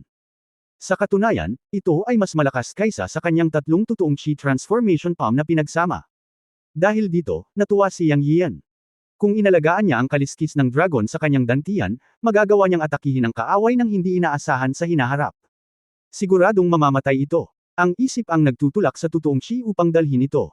Maging ito ay ang bilis o ang kapangyarihan, ito ay napakalakas, at maaari itong pumatay ng mga tao nang hindi nakikita. Ang kanyang espiritual na kamalayan ay 900 metro. Sa loob ng hanay na 900 metro, ang kanyang isip ay maaaring magmaneho ng dragon scale upang umatake. Ito ay isang gawa-gawa lamang ng pagkuha ng ulo ng mga tao mula sa 1,000 milya ang layo. Siyempre, ang kanyang espiritual na kamalayan ay wala pang 1,000 milya ngayon, ngunit ito ay malamang sa hinaharap. Ngayon ay maaari na lamang itong maging 900 metro, ngunit ang dragon scale ay umaatake sa kalaban, na nakakagulat na. Muling ipinakita ang alindog ng paraan ng magsasaka. Kung sa hinaharap, ang bawat disipulo ng Yunmen ay bibigyan ng isang espiritual na sandata, na pinugamit ang pamamaraan ng paghahain ng dugo, at ginagamit upang himukin at patayin ang kaaway. Wow, iniisip lamang ang eksenang ito ay nasa sabik na si Yang Yian. Sa kasamaang palad, paanong ang isang espiritual na sandata ay napakadaling mahanap. Mayroon lamang itong piraso ng kaliskis ng dragon sa bulwagan na ito. Pagkatapos ay tumalon siya mula sa altar at tumingin sa paligid upang makita kung may iba pang pag-iral sa malakristal na dragon na lugar na ito. Sayang nga lang at wala siyang nakita, isang napakalaking bakanteng bulwagan. Siguro ang mga nilalang na naninirahan dito noong unang panahon ay napunta lahat sa ibang mundo sa pamamagitan ng teleportation array. Dumaan din si Zialu sa teleportation array. Sana magkita tayong muli sa hinaharap. Aalis na sana si Yang Yiu, at tumingin siya sa altar at sinabi sa sarili. Pagkatapos ay lumabas siya ng bulwagan at bumalik sa parehong paraan. Makalipas ang kalahating oras, lumabas siya sa ilog Yangtze at nahulog pabalik sa lupa. Kinaumagahan na sa labas. Nanatili siya sa ilalim ng tubig ng 1 araw at 1 gabi nang hindi niya nalalaman. Bagamat hindi ito natagpuan ni Zialu sa pagkakataong ito, nagbigay ito sa kanya ng pag-asa pagkatapos ng lahat, isang pag-asa na maaaring makuha ni Zialuo. Ang Mountain and Sea Realm dapat ang lugar kung saan nagpunta si Zialu. Bilang karagdagan, sa pagkakataong ito ay nakatagpo niya ang natitirang kaluluwa ng Azure Dragon, na nakinabang sa kanyang amo at sa Chenkun Pot. Nakakuha siya ng 1 piraso ng Dragon Scale bilang isang magic weapon, na isang magandang ani. Ito ay malapit nang matapos ang taon, at pumunta na lang si Yang Yiu sa Wudang. Parang hindi niya sinira ang pangako niya noong nangako siya kay Bai Shan. Mula sa pananaw ni Si Kung Yuan, siya at ang unang henerasyon ng punong guro ni Wudang ay magkakapatid, at sila ay itinuring na mga ninuno ng lahat ng mga disipulo ni Wudang. May koneksyon talaga. Ang desisyon na pumunta sa Wudang ay ginawa dahil sa isang kasunduan kay Bai Shan. Pangalawa, ang Yunmen ay umuunlad at hindi alam ang anumang sinaunang sekta. Kung gusto nilang mabuhay sa sinaunang martial arts world, natural na kailangan nila ng mga kakampi bilang karagdagan sa mga kaaway. Si Wudang ang pinakamagandang pagpipilian. Pangatlo, mula sa huling sinaunang komperensya ng martial arts, alam ni Yang Yiyo na kinokontrol ng mga sinaunang sektang iyon ang mga mapagkukunan tulad ng Waxian Daochang. Nais niyang pagbutihin ang kanyang paglilinang, at ang mga mapagkukunan ng paglilinang ay kailangang-kailangan. Ito ay isang mahalagang dahilan. Sa pamamagitan lamang ng pakikipagkaibigan sa mga sinaunang sekta na iyon ay makakakuha tayo ng impormasyon tungkol sa mga adventurous na lugar sa Earth. Ang tableta sa pagtatayo ng pundasyon ay nawala at kailangang pinuhin. Walang mga espiritual na gamot. Ang Chi Gathering Pill ay kulang din ng mga espiritual na gamot upang pinuhin. Pagkatapos na linangin ng mga tao ng Yunmen hanggang sa ika-9 na antas ng panahon ng pagpino ng Chi, kailangan ng lahat ang tableta sa pagtatayo ng pundasyon at ang tableta sa pagtitipon ng Chi, na mas mahusay kaysa sa Pildores na Peiyuan. Sa makatuwid, kung kailangan nila ng mga espiritual na gamot upang maglinis ng mga tabletas, maaari lamang silang pumunta sa mga pangunahing bulwagan ng mga sinaunang sekta upang makahanap ng mga espiritual na gamot, at iba pa. Ang Wudang sect ay nasa parehong lugar ng Wudang Mountain sa Xi'an, Behu Province, na kilala sa mundo, ngunit ayon kay Baishan, sila ang sinaunang martial arts hidden sect sa loob ng silid ng Wudang sect. Ang pasukan sa sinaunang sektang Wudang ay kailangan pa ring pumasok mula sa Wudang Mountain. Tinawid ni Yang Yiyo ang mga bundok at Tagaytay at nakarating sa isang maliit na nayon sa Wuda City, Bay Province. Sumakay siya ng village bus papunta sa lungsod, at pagkatapos ay sumakay ng tourist bus papuntang Wudang Mountain mula sa lungsod. Nakarating siya sa kanyang destinasyon, ang Wudang Mountain, alas 3 ng hapon. Tapos kinuha niya yung phone niya at dinil. Matapos magring ang telepono ng 3 beses, isang tao sa kabilang linya ang sumagot, "Hello, sino ka?" "Hinahanap ko si Baishan, ang pangalan ko ay Yang Yiyo." Nag-usap sina Yang Yiyo at Baishan sa simula. Kung pumunta si Yang Yiyo sa Wudang mag-isa, hiniling niyang tawagan ang numerong ito at may darating para sunduin siya. Kung pupunta si Baishan para sunduin si Yang Yiyo, hindi na kailangan. Ngayon si Yang Yiyo ay nagpunta sa Wudang ng mag-isa at nangangailangan ng isang tao na sundo sa kanya. Hindi niya alam kung nasaan ang totoong Wudang hidden sect. Ang buong lugar ng turista ng Wudang Mountain ay napakalaki, at mayroong hindi mabilang na mga atraksyong panturista. Ikaw ba si Mr. Yang Yiyo? Maaari ko bang itanong kung nakarating ka na sa magandang lugar ng Wudang? Tuwang-tuwa ang boses ng isang medyo may edad na lalaki sa kabilang dulo ng telepono. Oo, nasa entrance ako ng magandang lugar. Sir, saglit lang po, sasanduan ko po kayo kaagad. Okay. Pagkatapos ibaba ang telepono, naghihintay si Yang Yiyo na may dumating, at nagpadala ng selfie ng kanyang sarili para may mahanap siya. Makalipas ang mahigit 10 minuto, isang nasa katanghaliang tao na pari na nakasuot ng damit na Daoist ang tumakbo, hawak ang kanyang telepono, at inihambing ang larawan ni Yang Yiyo mula sa malayo.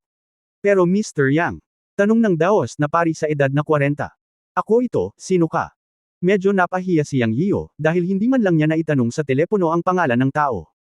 Hello, sir. Si Baishan ang aking Panginoon. Sinabihan ako ng aking Panginoon na manatili sa magandang lugar at hintayin kang dumating. Ako, si Li Sanqing, ay nakilala ang aking Panginoon. Binati niya si Yang Yiyo gamit ang kanyang mga kamao.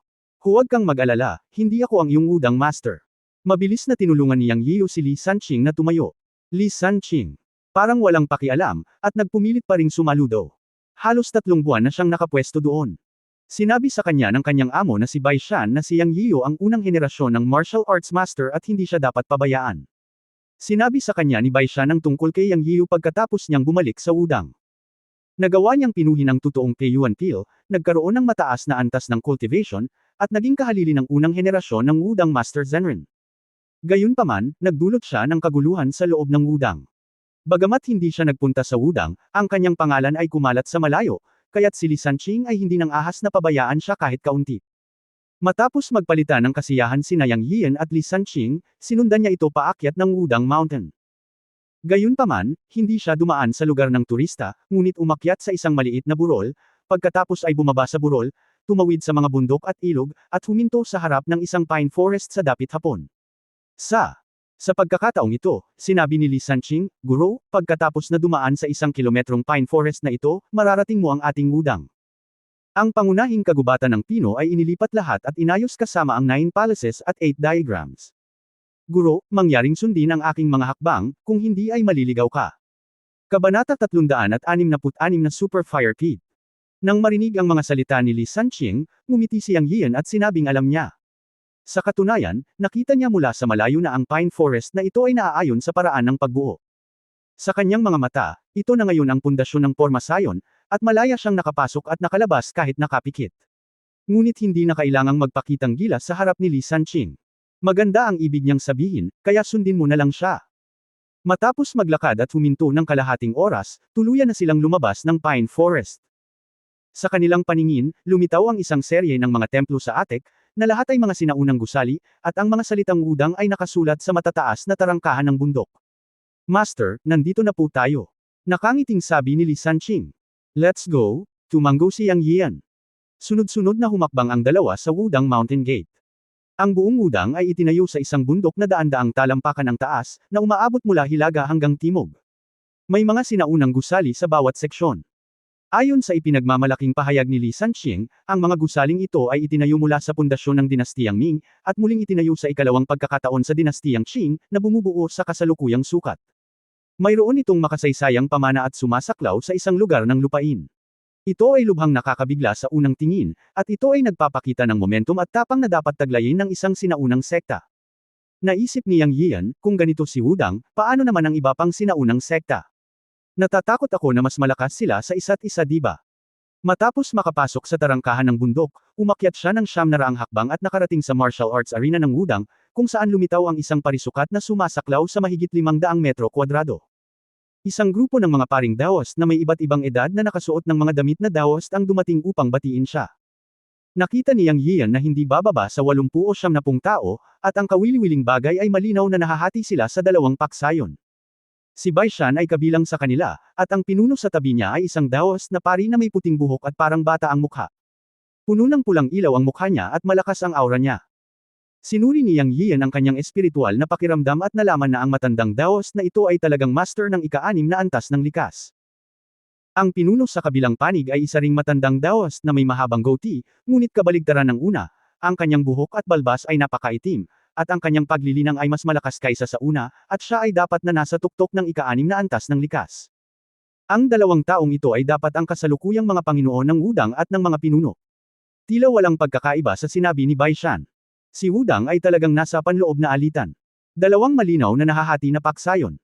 Bilang karagdagan, ipinakita ng espiritual na kamalayan ni Yang Yian na sa 80 o 70 tao, mayroong higit sa 20 sinaunang mandirigma na nakapasok sa kaharian ng Xiantian. Ito ay isang napaka-nakakatakot na numero. Sa kabuuan, 28 Xiantian. Malinaw na ang panig ng Baishan ay may mas kaunting mga Xiantian, na may kabuuang 13 tao, syempre, karamihan sa kanila ay nasa una at ikalawang antas ng Xiantian, 2 tao sa ika-4 na antas, 1 tao sa ika-5 antas, at 1 tao sa ika-6 na antas. Ang kabilang panig, na pinamumunuan ng Blackbeard Daoist, ay mayroong 15 Xiantian, 2 pa kaysa sa panig ng Baishan, ngunit mas marami silang mga master.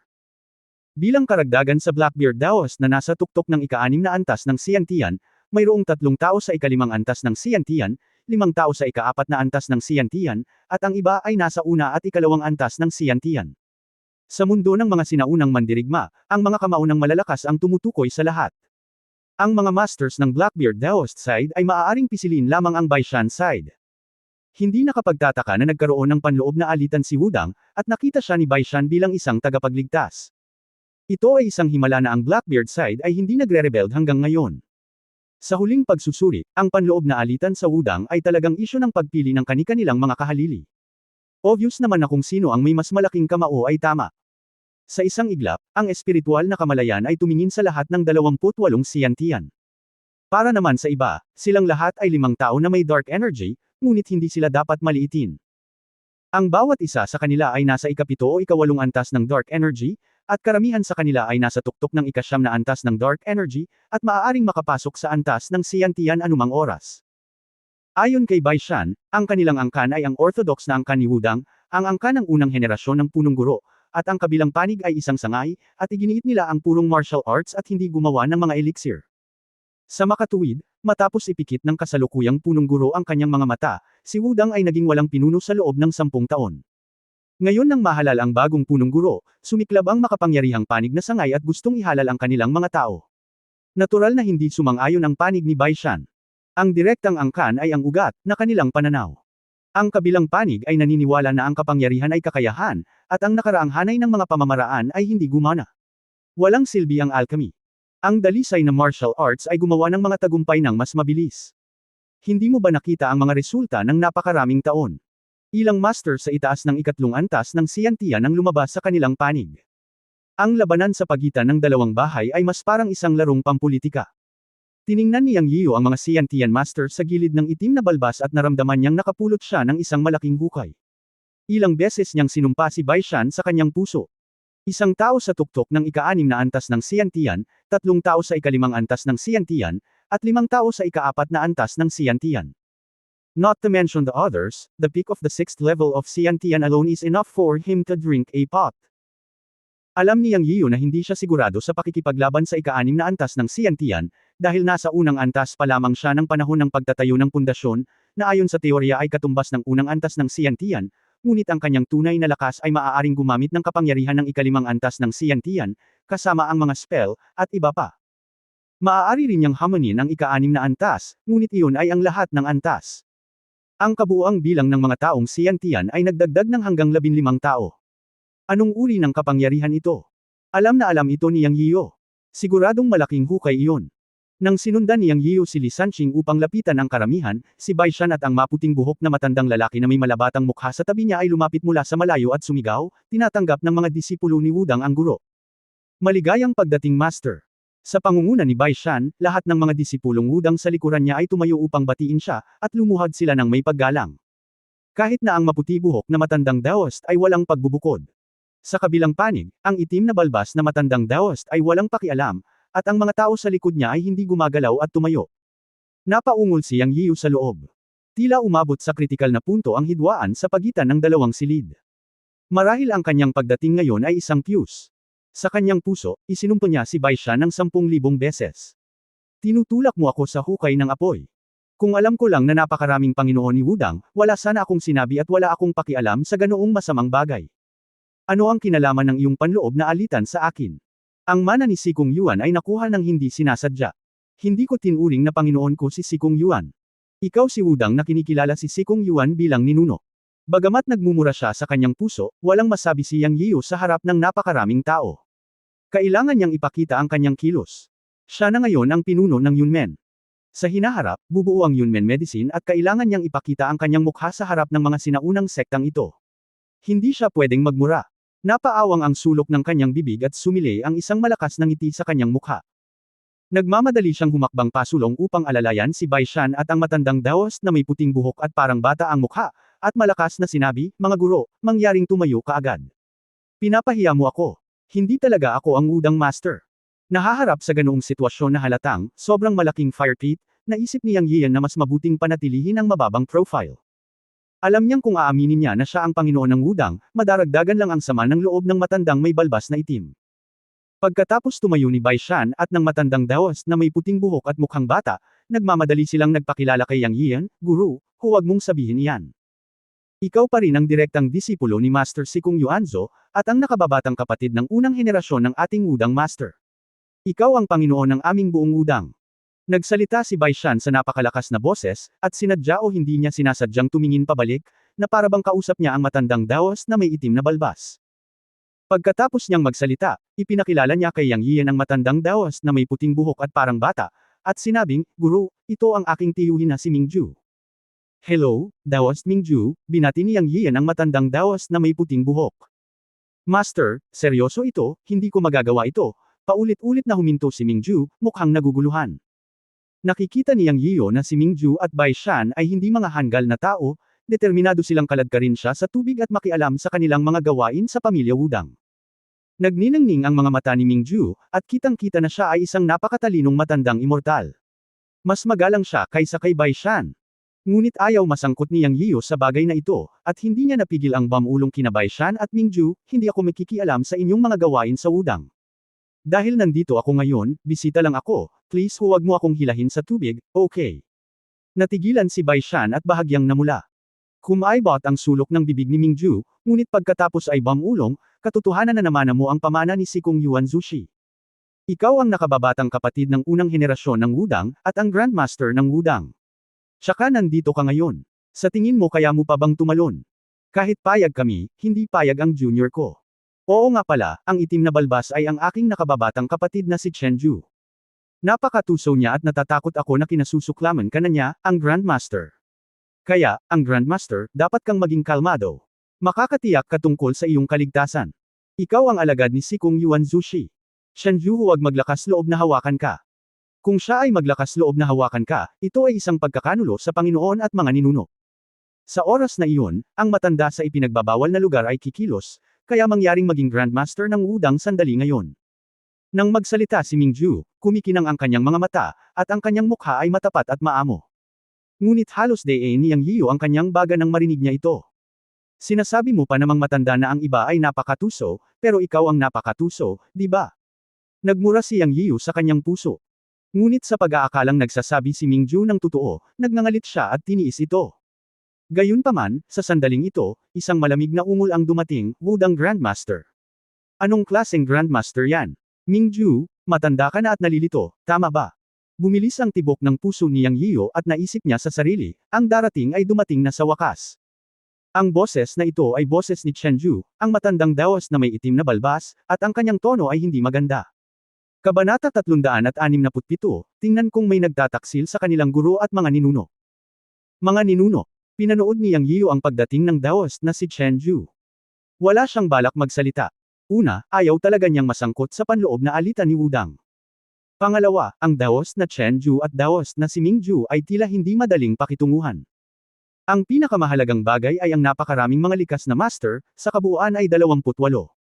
Talagang minamaliit niya ang mga sinaunang sektang ito. Kung ginamit niya ang kanyang mga kamao upang malutas ang problema, tila hindi niya ito magagawa. Pangatlo, pumunta siya sa Wudang sa isang paglalakbay, kaya normal para sa daos na si Chenju na magsabi ng isang bagay na kritikal, dahil siya ay nasa teritoryo ng ibang tao. Si Yang Yiyo ay hindi tanga. Titiisin niya ito kung kaya niya at maghintay at makita. Kung hindi, madudulas siya. Ang matandang bastard na sampain si Bai Shan ng maraming beses sa kanyang puso ay hindi nagsabi sa kanya ng totoo sa Wuxiang Dojo, kaya naghihintay siya na mahanap siya upang pumunta sa Wudang upang magsilbing isang kalasag para sa kanila. Sa oras na ito, mukhang mabait si Mingju sa kanyang mukha sa harap ng sumpa ni Chenju, ngunit sa katunayan ang kanyang mga mata ay puno ng hangarin na pumatay, at sinabi niya, Chenju, Yang Yiyo ay ang disipulo ng tagapagtatag na si Sikong Yuan, at ang nakababatang kapatid ng amo ng tagapagtatag. Maaari niyang pinuhin ang tunay na Peiyuan Pil at pinagkadalubhasaan niya ang marami sa pamana ng founder. Gusto mo bang ipagkanulo ang iyong amo at mga ninuno? Mingju, hindi mo ba ginagamit ang malalaking sombrero ng founder at master ng founder para i-pressure ako? Kung ipagkanulo ko ang aking Panginoon at mga ninuno, matagal nang naging dilaw na lupa ang matandang bata. At saka, kung si Yang Yiyo ay disipulo ng founder at kung kaya niyang pinuhin ang totoong Peiyuan Pil, one-sided statement mo lang yan, hindi pa namin nakita. Ano ang problema? Gusto mo bang maghimagsik sa pamamagitan ng paghahanap ng isang tagalabas ngayon? Hayaan mong sabihin ko sa iyo, matanda, ang hinaharap na landas ng Wudang ay dapat na nakabatay sa purong martial arts. Ang pagpino ng mga tabletas ay isang ilusyon lamang na bagay. Ang tunay na paglilinang ay naipon sa pamamagitan ng patuloy na pagsasanay.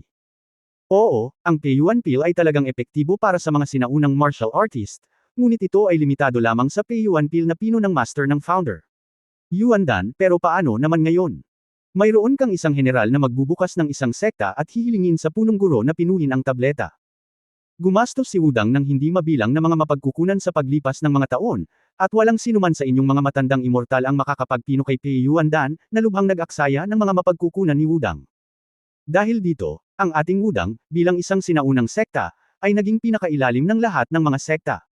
Ano ang punto ng pagpino ng mga tabletas? Ngayon ang araw para magpasya sa punong guro. Hindi maaaring walang pinuno si Wudang. Ang kasalukuyang punong guro ay nasa loob ng 10 taon ng walang balita. Kung ito ay magpapatuloy, si Wudang ay mapapahamak maya-maya, at pagkatapos ay ikaw Mingju at iba pa ay magiging mga makasalanan ng Wudang. Itinaas ni Chenju ang kanyang daliri at halos ituro si Mingju at ang kanyang mga tao at umungol. Lalong naging malungkot ang mukha ng daos na si Mingju, at galit siyang gumanti, ang alchemy ni Chenju ay ang pamana na ipinasa ng tagapagtatag ng sekta. Gusto mo ba talagang ipagkanulo ang iyong amo at mga ninuno ngayon?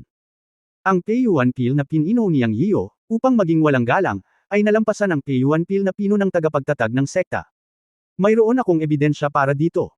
Si Yang Yiyo ay ang inheritance disciple ng founder na si Sikong Yuan. Pagkatapos niyang magsalita, lumingon siya kay Bai Shan at nagsabi, Bai Shan, ipakita mo sa kanila ang Peiyuan Pil na ibinigay ng iyong amo sa mga polaka na ito sa balon. Tingnan kung mabisa ang tableta at kung gaano kahalaga ang paraan ng alchemy sa mga sinaunang martial artist. Nakipagtulungan si Bai Shan at inilabas ang Peiyuan Pill na ibinigay sa kanya ni Yang Yiyu noong nakaraan. Dadalhin sana niya ang Peiyuan Pill sa Chenju para ipakita ito at sasampalin si Chenju sa mukha, ngunit hindi man lang siya nakita ni Chenju, kaya pinanatili niya ang Peiyuan Pill sa kanyang kamay. Nang ilabas ni Bai Shan ang Peiyuan Dan, hindi man lang ito tiningnan ni Chenju Leng. Iginiit niya sa kanyang puso na matagal na niyang alam na epektibo ang Peiyuan Dan ni Yang Yiyu, ngunit hindi niya ito aminin.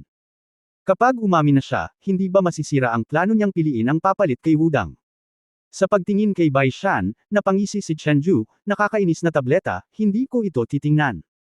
At saka, kahit totoo, hindi ikaw ang gumawa ng tableta. Kung mayroon kang kakayahan, pumunta at gawin ang tableta. At itong batang ito, isa kang tagalabas at pumarito ka upang makialam sa mga gawain ni Wudang. Sa tingin mo ba ito ay angkop? Isa itong sinaunang sekta at ang Wudang ang iyong bakuran. I advise you to get out as soon as possible, kung hindi, huwag mo akong sisihin sa pagiging bastos ko, ano ba? Shen. Desidido si Ju na reformahin si Wudang o masasabing may ambisyon siya. Nais niyang kontrolin si Wudang at piliin ang sarili niyang mga disipulo para maging pinuno ng Wudang. Ngayon ay hindi na niya kayang tiisin si Yang Yiyu. Sa katunayan, naimbestigahan na niya si Yang Yiyu. Mula sa kanyang puso, si Yang Yiyu ay talagang maituturing na minanang disipulo ng tagapagtatag ni Wudang na si Sikong Yuan, at maging ang master ng martial arts, ngunit maaari ba niyang aminin ito? Ang sagot ay hindi. Sa sandaling ito, naisip ko na pinakamahusay na sipain si Yang Yiyu palabas ng Wudang at huwag pakialaman ang kanyang plano. Ngunit sa sandaling ito, mali si Chenju. Ayaw masangkot ni Yang Yiyu sa internal affairs ni Wudang, kaya ibinaba niya ang kanyang poster mula sa pagtungtong niya sa gate ng bundok. Hindi niya inaasahan na sasalakayin siya ni Chenju, ang matandang bastard na ito. Gawin. Sa tingin mo ba claiman ako? Ano ang masama sa pagiging likas? Itataya ko ang lahat, at ibabalik ko ang mukha ko ngayon. Pagkatapos, lahat, siya na ngayon ang pinuno ng Yunmen, ang master ng sekta, at ang direktang disipulo ng Supreme Sanxian. Kailan pa siya minamalas at iniinsulto ng ganito? Siya. Agad na pinaikit ang kanyang mga mata at tumingin kay Chenju, nakakausapin sana ang matandang bastard tungkol sa prinsipyo ng mga kamao. Pagkatapos, sa oras na ito, muling sinabi ni Chenju, hindi maaaring walang pinuno si Wudang. Ngayon, pipili ako ng punong guro. Mga alagad, makinig kayo sa aking utos.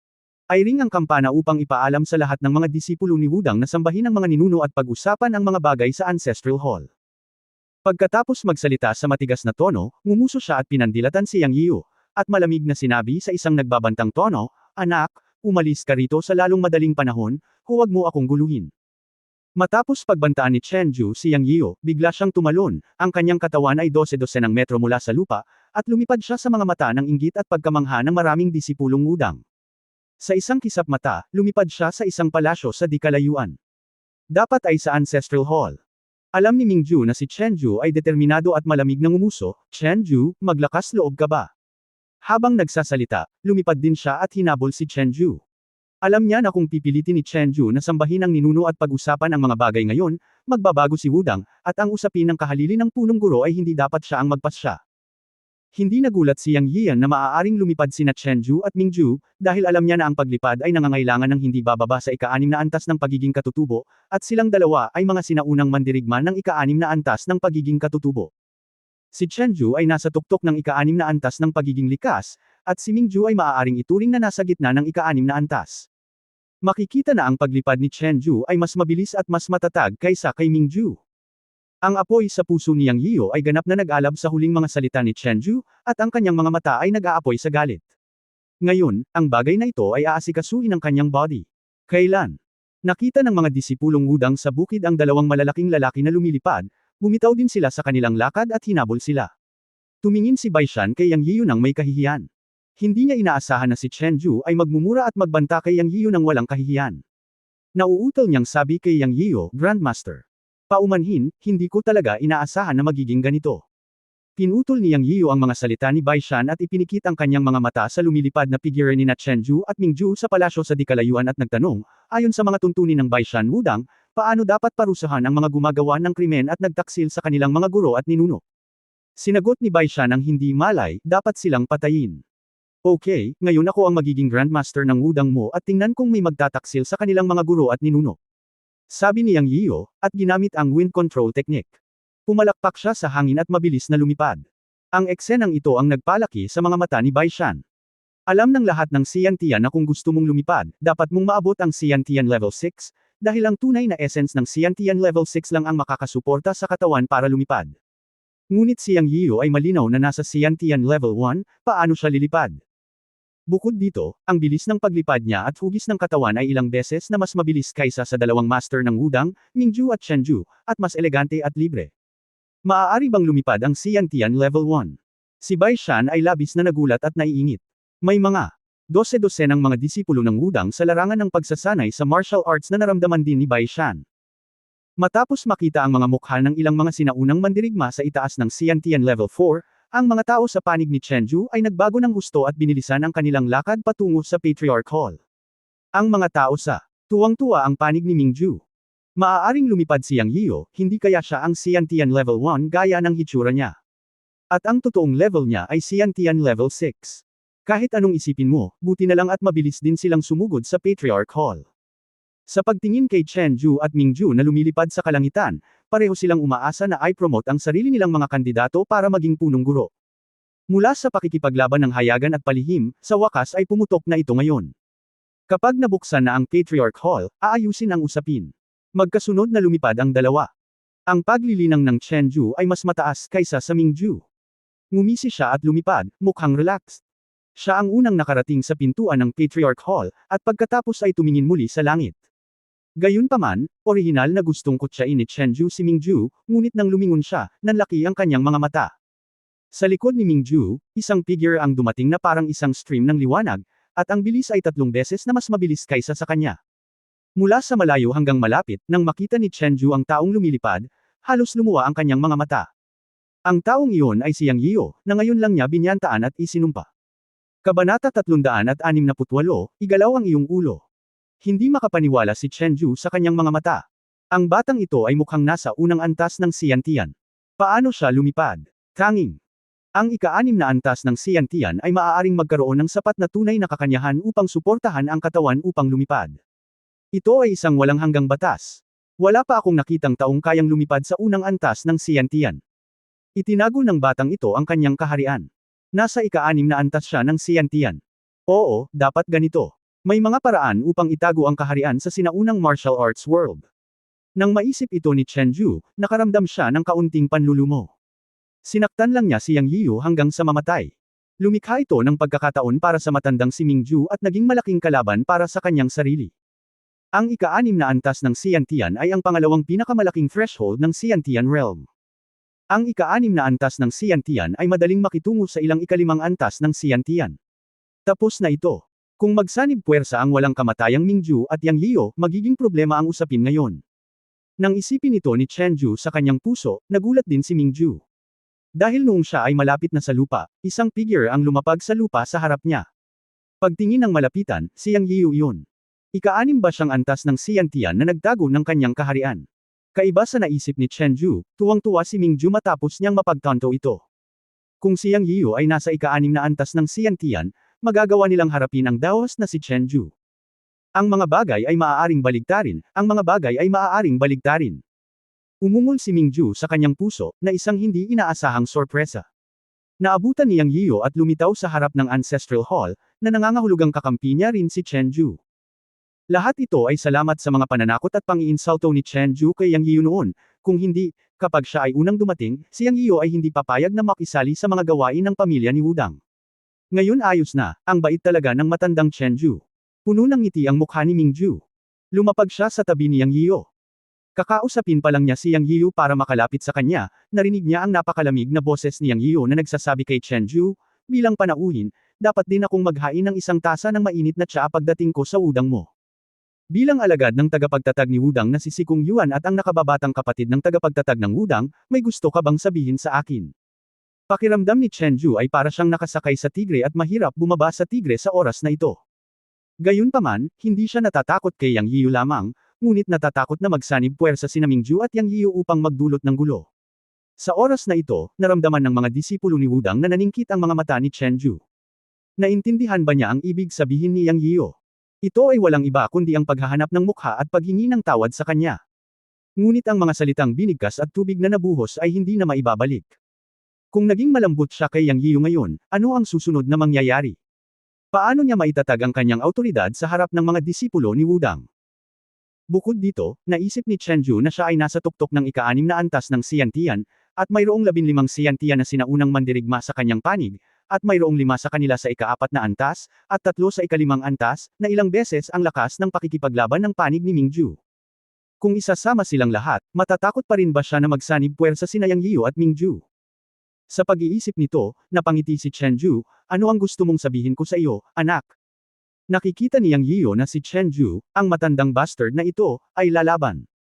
Kinusot niya ang kanyang mga mata at sinabing, ikaw ay hindi bababa sa 80 o 70 taong gulang. Bilang isang sinaunang martial artist, hindi ka dapat magkaroon ng Alzheimer's disease, di ba? Bakit hindi mo alam sa edad mo? Okay lang kung hindi mo alam. Sinasabi ko sa iyo, sino ang nagdulot sa iyo ng sakit na Alzheimer? Ang founder ng Wudang ay si Sikong Yuan, di ba? Ang nagtatag ng sekta ay alagad ni Sikong Yuan, tama ba? Ako naman, masasabing minanang alagad ni Sikong Yuan, at junior brother ng founder ng Wudang. Ikaw naman. Dapat ako ang ika-10 henerasyong disipulo ni Wudang, tama ba? Hindi ba dapat Grandmaster ang tawag mo sa akin? Kung hindi, kung gayon. Huwag. Wala akong pakialam sa mga makamundong etiquette na ito. Pero hindi mo naman ako dapat insultuhan, di ba? Hindi ba't ang pag-insulto sa akin ay katulad ng pag-insulto sa nagtatag ng Wudang? Mingju, hindi ba ito isang gawa ng pagsuwe at pagtataksil? Pagkatapos sabihin ang huling pangungusap, lumingon si Yang Yiyu para tanungin ang matandang daos na si Mingju. Magbilang, ang Chenju ay isang tipikal na halimbawa ng pagtataksil sa amo at pagsira sa mga ninuno. Ang matandang si Mingju ay hindi pa rin maintindihan na si Yang Yiyu ay mawawala ng galit, at ito ay isang senyales na gusto niyang makiisa sa kanya at tumayo sa kanyang tabi. Tumanggaw siya bilang tugon sa napaka-cooperative na paraan. Pagkatapos nito, idinagdag niya, Grandmaster, dapat parusahan si Chenju dahil sa pagtataksil sa amo at pagsira sa mga ninuno. Hahaha. Tumawa ng malakas si Chenju. Pagkaraan ng ilang sandali, tinitigan niya si Yang Yiyu gamit ang kanyang mga mata na parang kutsilyo at sinabing, ikaw. Gusto mo pa bang maging Grandmaster ko? Bibigyan kita ng huling pagkakataon, bastard, huwag kang makisali sa mga gawain ng pamilya ni Wudang, kung hindi. Ano pa? Napangiti si Yang Yiyu habang nakapikit ang mga mata. Papatayin kita tulad ng pagpatay ng aso. Malamig na sabi ni Chenju, at hinampas ng palad si Yang Yiyu. Inihanda na ito ni Yang Yiyu, o gusto niyang salakayin si Chenju bago siya magsalita. Kaya, paano kung nasa ika-6 na antas siya ng katutubo? Siya ay hindi walang paraan upang ipagsapalaran ito. Ang kaliskis ng dragon na matagumpay na naihain ay hindi pa natalas. Ang pinakamakapangyarihang palad sa mga tunay na enerhiya na pagbabagong anyo ng mga palad, ang palad na nahahati sa langit ay sumalubong sa palad ni Chenju. Boom! Puff! Umakyat ang dugo at chi ni Yang Yiyu, at iniluwan niya ang isang subo ng dugo. Ang kanyang katawan ay lumipad pabalik ng 5 metro at huminto. Hahaha, ang lakas mo lang ng ika-5 antas ng likas na yugto, ngunit naglakas loob kang makipaglaban sa akin, hinahanap mo ang kamatayan. Hindi inaasahan ni Chenju na si Yang Yiyu ay magiging isang tigre ng papel sa ilalim ng hampas ng palad. Sa karamihan, mayroon siyang lakas ng rurok ng ika-5 antas ng chi refining stage. Agad siyang gamaan, at ikanaway ang kanyang kamay sa 3 sinaunang mandirigma ng ika-5 antas ng Siantian, na nagsasabing, 3 nakababatang kapatid, ibaba mo ang batang ito. Hindi man lang siya nag-abalang kumilos. Noong una ay naisip niya na ang batang ito ay maaaring lumipad at ang kanyang lakas ay hindi bababa sa ika-6 na antas ng Siantian, at siya ay natatakot na siya ay makipagsanib puwersa kay Mingju. Sino ang nakakaalam na siya ay ika-5 antas lamang ng Siantian, at siya ay mukhang unang antas ng Siantian. Naisip niya na gumamit siya ng ilang lihim na paraan para pagtagpuin ang buong katawan niya at itinago ang sarili bilang Siantian. Ngayon parang ika-5 level pa lang siya ni Siantian. As for the fact na kaya niyang lumipad kahit wala siya sa 5th level ng Siantian, siguro it is some kind of secret method. Pagkatapos magutos ni Chenju, agad na lumapit kay Yang Yiyu ang 3 Siantian sa kanyang tabi. Sa sandaling ito, matagumpay na ngumiti si Chenju, tumalikod at itinulak ang pinto ng Patriarch Hall. Bihira para sa kanya na bigyang pansin si Yang Yiyu. Talagang walang problema para sa 3 Siantian sa ika-5 antas na harapin ang isang Yang Yiyu. Namumutla lahat ang panig ni Mingju at Bai Shan, at hindi nila inaasahan na si Yang Yiyu ay hindi makagalaw ni Chenju, kaya paano sila magsanib puwersa. Nakita ni Mingju ang kapangyarihan ng palad ni Chenju at lihim na nakalkulan na tila hindi niya kayang kunin ang palad ni Chenju. Nagkaroon din ng pagkakaiba sa lakas sa pagitan ng 6 na antas ng likas. Isipin mo ulit. Ang panig ni Chenju ay may mas likas na mga masters kaysa sa kanila. Kung sila ay lumaban, tiyak na isang kapahamakan para kay Wudang at hindi sila makakakuha ng anumang kalamangan. Kung talagang lumaban sila sa panig ni Chenju, alam ni Mingju na tiyak na matatalo ang kanyang panig at si Wudang ay malubhang masusugatan. Kalimutan mo na, kalimutan mo na. Ito ay kalooban ng Diyos. Ayokong maging makasalanan ng Wudang. Napasinghap si Mingju sa kanyang puso. Sa katunayan, sila ni Chenju ay magkapatid. Alam nilang lahat na ang kabilang partido ay gumagawa ng mabuti para kay Wudang at hindi magtataksil kay Wudang. Malamang na ang angkan ni Chenju ang mamumuno kay Wudang sa hinaharap, at ang paraan ng alchemy na ipinasa ng tagapagtatag ng sekta ay mapuputol. Ang Wudang sa hinaharap ay magiging purong martial arts. Nang itulak ni Chenju ang pinto ng Ancestral Hall, alam ni Mingju na tapos na ang sitwasyon. Gayunpaman, sa sandaling ito, ang mga hiyawan ay umalangaw sa kanyang mga tainga. Kung titingnang mabuti, tiyak na may eksaktong 3 hiyawan. Walang kamalay-malay na napalingon si Mingju at nakita niya na ang 3 taong haharap kay Yang Yiyu ay bumagsak sa lupa at sumigaw. Isang gintong daloy ng liwanag ang lumipad sa kanyang ulo at pinutol ang isang hibla ng buhok sa kanyang ulo, at pagkatapos ay dumiretso sa Chenju. Kasabay nito, narinig din ni Chenju, nakakabukas lang ng pinto ng Ancestral Hall, ang mga hiyawan. Nabigla siya. Halata namang galing sa 3 junior brothers ang mga hiyawan. Sa pagkakataong ito ay tumindig ang balahibo sa kanyang likuran. Bigla siyang nakaramdam ng kakaibang hininga mula sa likuran niya. Biglang nanlamig ang buhok sa kanyang mga buto sa buong katawan. Nang hindi nag-iisip, pinaikot niya ang tunay na enerhiya ng kanyang buong katawan upang protektahan ang kanyang buong katawan, at kasabay nito, mabilis na umikot ang kanyang katawan upang maiwasan ito. Gayunpaman, minaliit niya ang kakaibang hiningang ito. Sa sandaling umikot ang kanyang tunay na enerhiya, naramdaman lamang niya ang sakit sa kanyang kanang braso sa susunod na segundo. Pagkatapos ang karamihan sa kanyang kanang braso ay nahulog sa lupa. Sigaw ni Chenju. Sa oras na ito, natipon ang tunay na enerhiya sa kanyang kamay at handa siyang ipaglaban ang kanyang buhay. Alam niyang si Yang Yiyu o si Mingju iyon. Ngunit sa sandaling ito, isang maliwanag na liwanag ang kumislap sa harap ng kanyang mga mata, at sa isang puff, isang maliwanag na liwanag ang tumama sa kanyang leeg at tumagos sa balat, na naging sanhi ng pagdaloy ng dugo kaagad. Narinig lamang niya ang isang madilim na tinig sa kanyang tainga, "Huwag kang kumilos, at ang iyong ulo ay magagalaw." Ang boses na ito ay boses ni Yang Yiyu. Nagulat si Chenju at masunuri na tumigil, at nakita niya na ang gintong bagay sa kanyang leeg ay parang isang malaking kaliskis ng isda. Pinunasan ni Yang Yiyu ang dugo sa gilid ng kanyang bibig sa oras na ito, at nakaramdam ng saya sa kanyang puso. Ang sukat ng dragon pagkatapos ng sakripisyo ay talagang isang mamamatay gaya ng sinabi ng Master. Kabanata 369, napapatayin kita na parang aso. Ang pakiramdam ng paggamit ng isip upang himukin ang espiritual na sandata o dragon scale upang lumaban, sa sandaling ito, si Yang Yiyan ay mayroon lamang isang salita sa kanyang pusukol.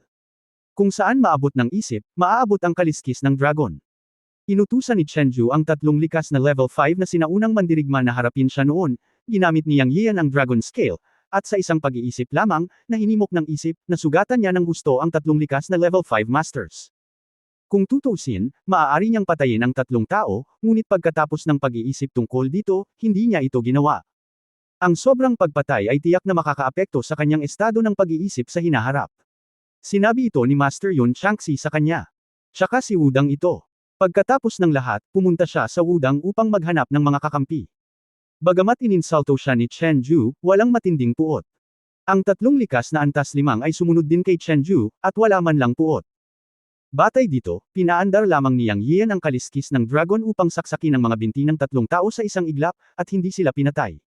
Ganun pa man, ang 3 innate level 5 masters ay natakot at isa-isang bumagsak sa lupa na may takot sa kanilang mga mukha.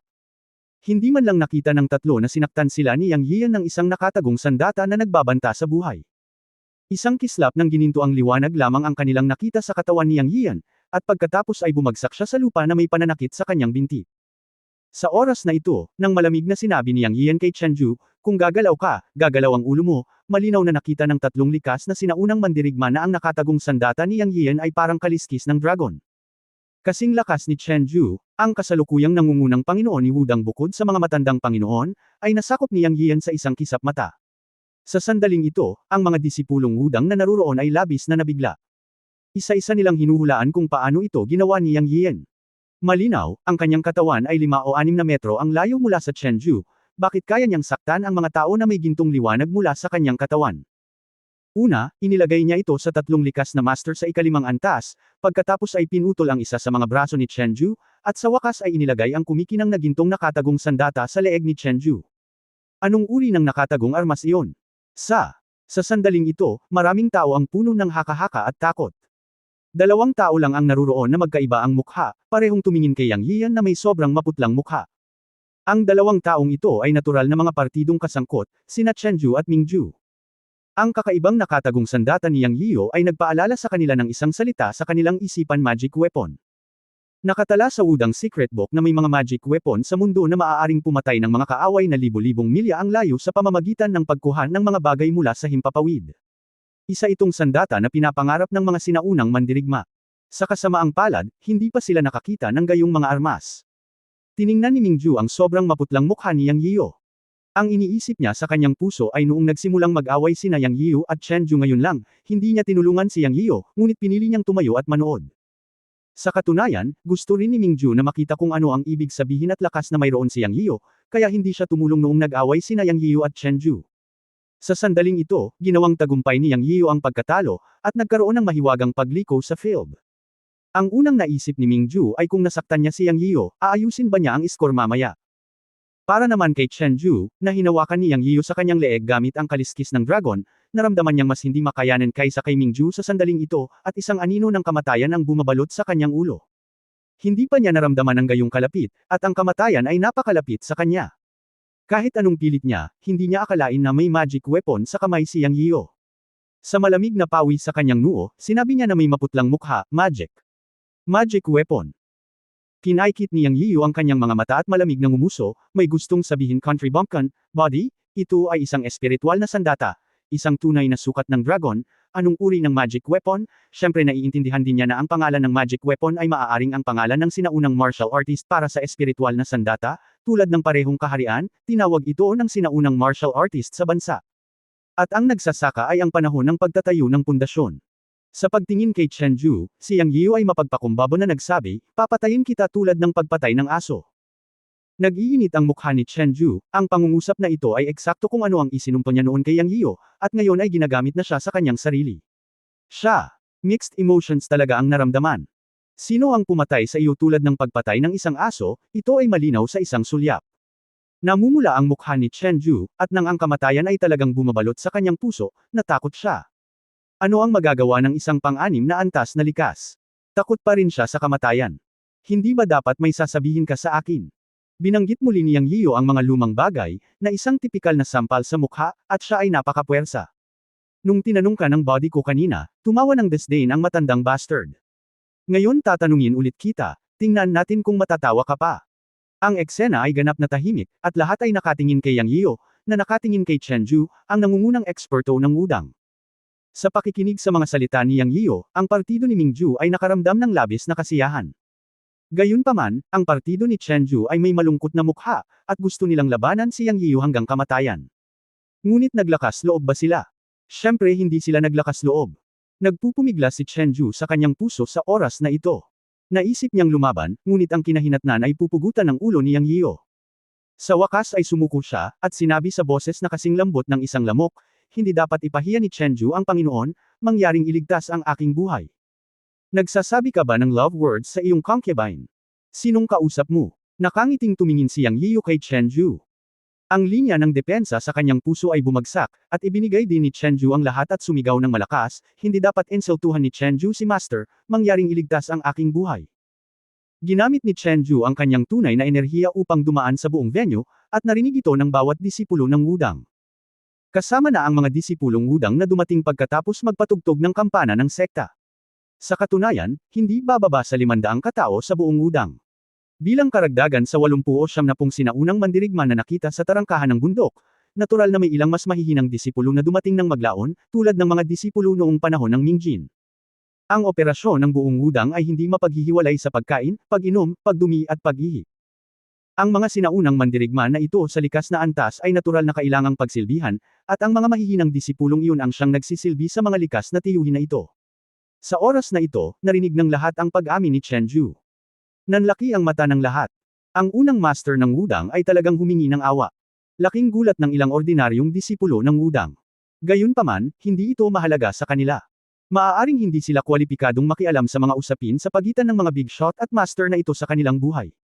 Sa wakas ay nasiyahan si Yang Yio. Hindi lang niya nais na parusahan si Chenju at hayaan si Chenju na aminin ang kanyang mga pagkakamali sa harap ng lahat, ngunit upang ipakita din sa mga hindi kumbinsido na mga disipulong Wudang, upang bigyang daan ang susunod na gagawin. Dahil nakialam siya, maaari pa rin niyang pamahalaan ito hanggang sa wakas, pumili ng kahalili para kay Wudang, at gawing lubod si Wudang. Ito ay sa kanyang interes. Kailangang harapin ni Yunmen si Wudang sa hinaharap. Ito ay imposibleng pumili ng nakakalat na buhangin bilang unang kakampi, tama. Sa pagtingin kay Chenju, umulong si Yang Yio, Master Chenju, kumbinsido ka ba? Gustong sampi ni Chenju si Yang Yio, may hawak kang kutsilyo sa leeg mo at nagtatanong kung kumbinsido ka. Ano ang masasabi ko? Kumbinsido ang alagad. Bulong ni Chenju. Well, buti na lang makumbinsi. Dalubhasa ako sa lahat ng uri ng kawalang kasiyahan. Ngayon, para sa kapakanan ni si Kung Yuan, ililigtas ko ang iyong buhay, ngunit ikaw na matandang bastard, tandaan mo ito, kung maglakas loob kang guluhin ako muli, maaari kitang patayin ng 100 beses nang hindi na mauulit. Ang huling pangungusap ng boses ni Yang Yio ay parang kuweba ng yelo sa taglamig.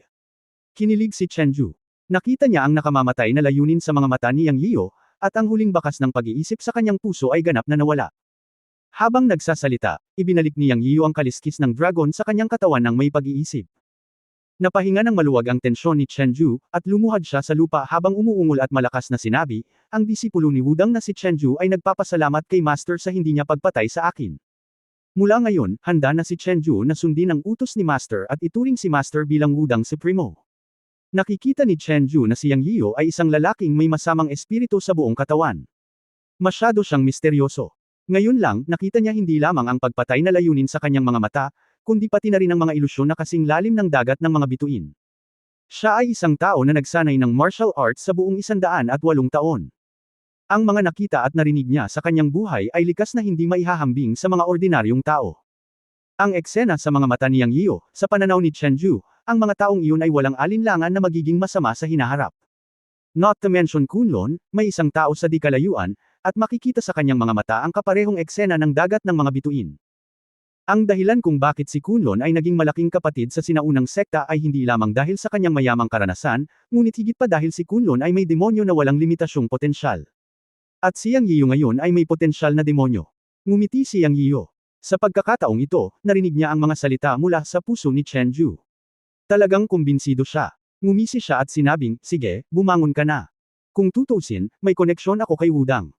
Ikaw naman, wala akong pakialam kung may ambisyon ka man o wala, pero gusto kong sabihin sa'yo na kung masyado kang mayabang sa sinaunang martial arts world, matatalo ka. Doon.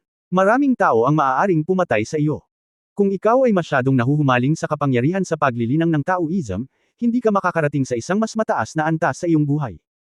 Tandaan, ang paglilinang ay nangangailangan ng pagkahumaling, ngunit dapat mo ring bitawan ang pagkahumaling, upang ikaw ay umunlad at higit na mapunta sa landas ng martial arts.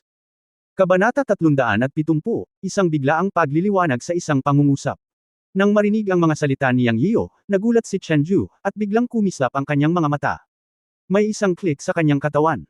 Sinabi ni Nan sa kanyang sarili, kailangan mo ng obsession, ngunit kailangan mo ring bitawan ang obsession. Paulit-ulit na inuulit ni Chenju ang mga salita ni Yang Yio, at ipinikit ang kanyang mga mata. Sa sandaling ito, ang espiritual na enerhiya ng langit at lupa ay natipon at lahat ay sumugod sa kanyang katawan. Ang eksenang ito ay medyo nagulat kay Yang Yio. Hindi niya inaasahan na ang isang mapagpanggap na pangungusap na kinopya niya mula sa mga classics ng cultivation sa kanyang isipan ay magbibigay daan kay Chenju na makalusot sa bottleneck. Biglang naramdaman niyang kaunting panghihinayang. Kung alam lang niya, hindi na sana siya nagsalita ng kalokohan at nagpanggap na bongga. Ngayon ay nakalusot na si Chenju sa ikapitong antas ng likas. Kung ibinaling niya ang mukha niya at hindi siya nakilala, ano ang gagawin niya? Gayunpaman, alam din ni Yang Yio na hindi niya maabala ang tagumpay ni Chenju. Sa mundo ng paglilinang, ang pag-abala sa pagsulong ng kaharian ng iba ay kapareho ng mga tao sa sekular na mundo na pinapatay ang kanilang mga magulang at pinutol ang kanilang kayamanan.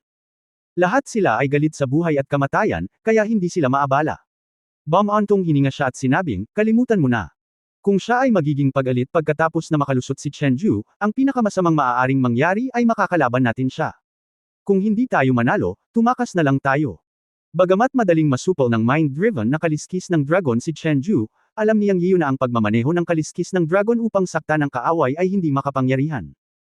Kung makatagpo siya ng isang taong may mataas na paglilinang, maaaring hindi niya ito masupol. Parehong mahirap ang cultivation at martial arts sa bawat level, at syempre, makapangyarihan din sila pagkatapos ng bawat level. Sa makatuwid, hindi sigurado si Yang Yiyu kung ang kanyang mga kaliskis ng dragon na hinimok ng isip ay mabisa pa rin sa ikapitong antas ng katutubo pagkatapos. Sumilip si Chenju.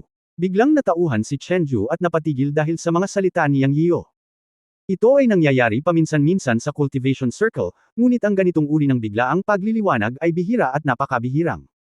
Ang biglaang pagliliwanag at pambihirang tagumpay ay kadalasang nangyayari dahil sa isang salita mula sa iba, o nakakakita ng ilang bagay, o kahit isang tiyak na ideya ng sarili. Ito ay isang malaking kaganapan para sa mga practitioner. Ang bawat practitioner ay may ganitong pagkakataon. Matapos mangyari ang biglaang pagliliwanag, maliban kung ito ay isang mortal na kaaway, sa pangkalahatan ay walang sinumang makagambala sa naliwanagan. Ito ay isang bawal sa mundo ng paglilinang. Kaya napapanood lang ni Yang Yiyu ang biglaang pagliliwanag ni Chenju, at ipinagtanggol pa siya. Itinaas niya ang kanyang kamay para pigilan ang mga alagad na nag-uusap at hiniling na huwag istorbohin si Chenju. Bihira ang ganitong sitwasyon. Ang sinumang maglakas loob na humadlang ay sama ng loob. Natahimik ang lahat ng disipulo ni Wudang. Ang pagiging komplikado sa mga mata ni Mingju ay medyo kawili-wili. Paanong hindi niya nakikita na ang dati niyang karibal ay nagkaroon ng tagumpay? Natural na alam niya ang tungkol sa biglaang pagliliwanag. Sa pagtingin kay Chenju at pagkatapos kay Yang Yiyu, ang puso ni Mingju ay nababalot ng anino. Magaling siyang magkwenta sa buong buhay niya.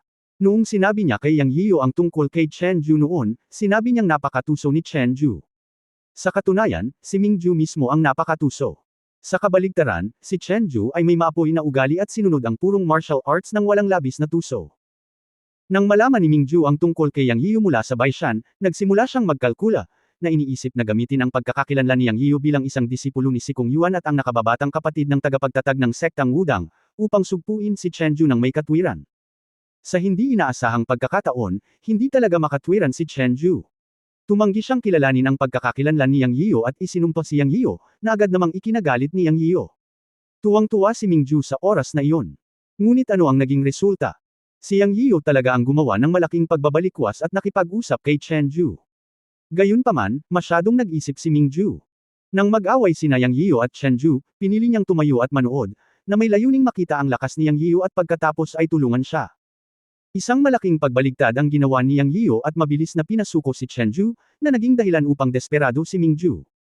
Huli na para makabawi. Ano?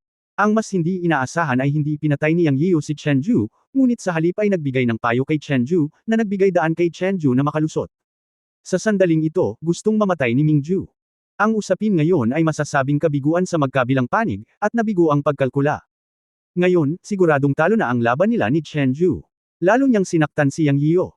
Naramdaman ni Mingju na ito na ang pinaka hindi matagumpay na kabiguan sa kanyang buhay. Sino ang makakapagpaunawa sa isang sinaunang mandirigma sa isang pangungusap lamang? Si Yang Yiyan ay ganoong tao. Kung isa sa alang-alang ang iba't ibang pamamaraan na ginagamit ni Yang Yiyan ngayon, siya ay talagang hindi isang ordinaryong tao. Sayang lang at na-offend ni Mingju ang dakilang lalaking ito na makapagbibigay sa kanya ng pagkakataong magkaroon ng epiphany. Sa sandaling ito, si Mingju, tulad ni Chenju, ay biglang naisip ng isang demonyo sa kanyang puso. Ang isa mula sa Kunlun ay pinuri ng sinaunang martial arts world bilang isang demonyo na minsan lang lumilitaw sa 1,000 taon. May pagkakatulad siya kay Yang Yiyan. Ang demonyo mula sa Kunlun ay maaari ding lumipad kapag siya ay nasa mababang antas ng katutubo, ngunit siya ay maaaring lumipad kapag siya ay nasa ikatlong antas ng katutubo. Mayroon din siyang magic weapon na kayang dalhin ang ulo ng mga tao ng libu-libong milya ang layo at pumatay ng mga kaaway mula sa malayo. Ang Yang Yiyan ngayon ay ganoon din, at tila may mas malaking potensyal kaysa sa demonyo mula sa Kunlun. Oh my God, paano ko na-miss ang ganyang demonyo? Umiyak si Mingju sa kanyang puso. Nagsisi siya ng sobra, pero hindi niya ito binago. Sa oras na ito, napapanood lamang ni Mingju si Chenju na tahimik na lumusot at tumingin sa likuran ni Yang Yiyan na nakatayo habang nasa likod ang kanyang mga kamay. Sa mga mata niya, napakatangkad niya. Hindi alam ni Yang Yiyan ang masalimuot na iniisip ni Mingju sa likuran niya. Pinagmasdan niya at naramdaman ang aura ni Chenju ng biglaang pagliliwanag at tagumpay. Sa kaalaman ng paglilinang na itinuro ng Panginoon, pagmamasid sa iba na nagsasanay, at iba pa. Malaki rin ang pakinabang nito sa mga nagsasaka. Kahit na si Chenju ay isang sinaunang martial artist, hindi isang cultivator, mayroong isang termino sa landas ng paglilinang na tinatawag na, lahat ng mga pamamaraan ay bumalik sa pinagmulan. Anuman ang sistema ng paglilinang, sa huli, lahat sila ay napupunta sa iisang lugar.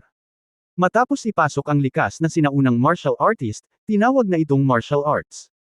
Maaari silang makipag-ugnayan sa daan ng langit at maunawaan ang daan ng langit, na katulad ng mga magsasaka.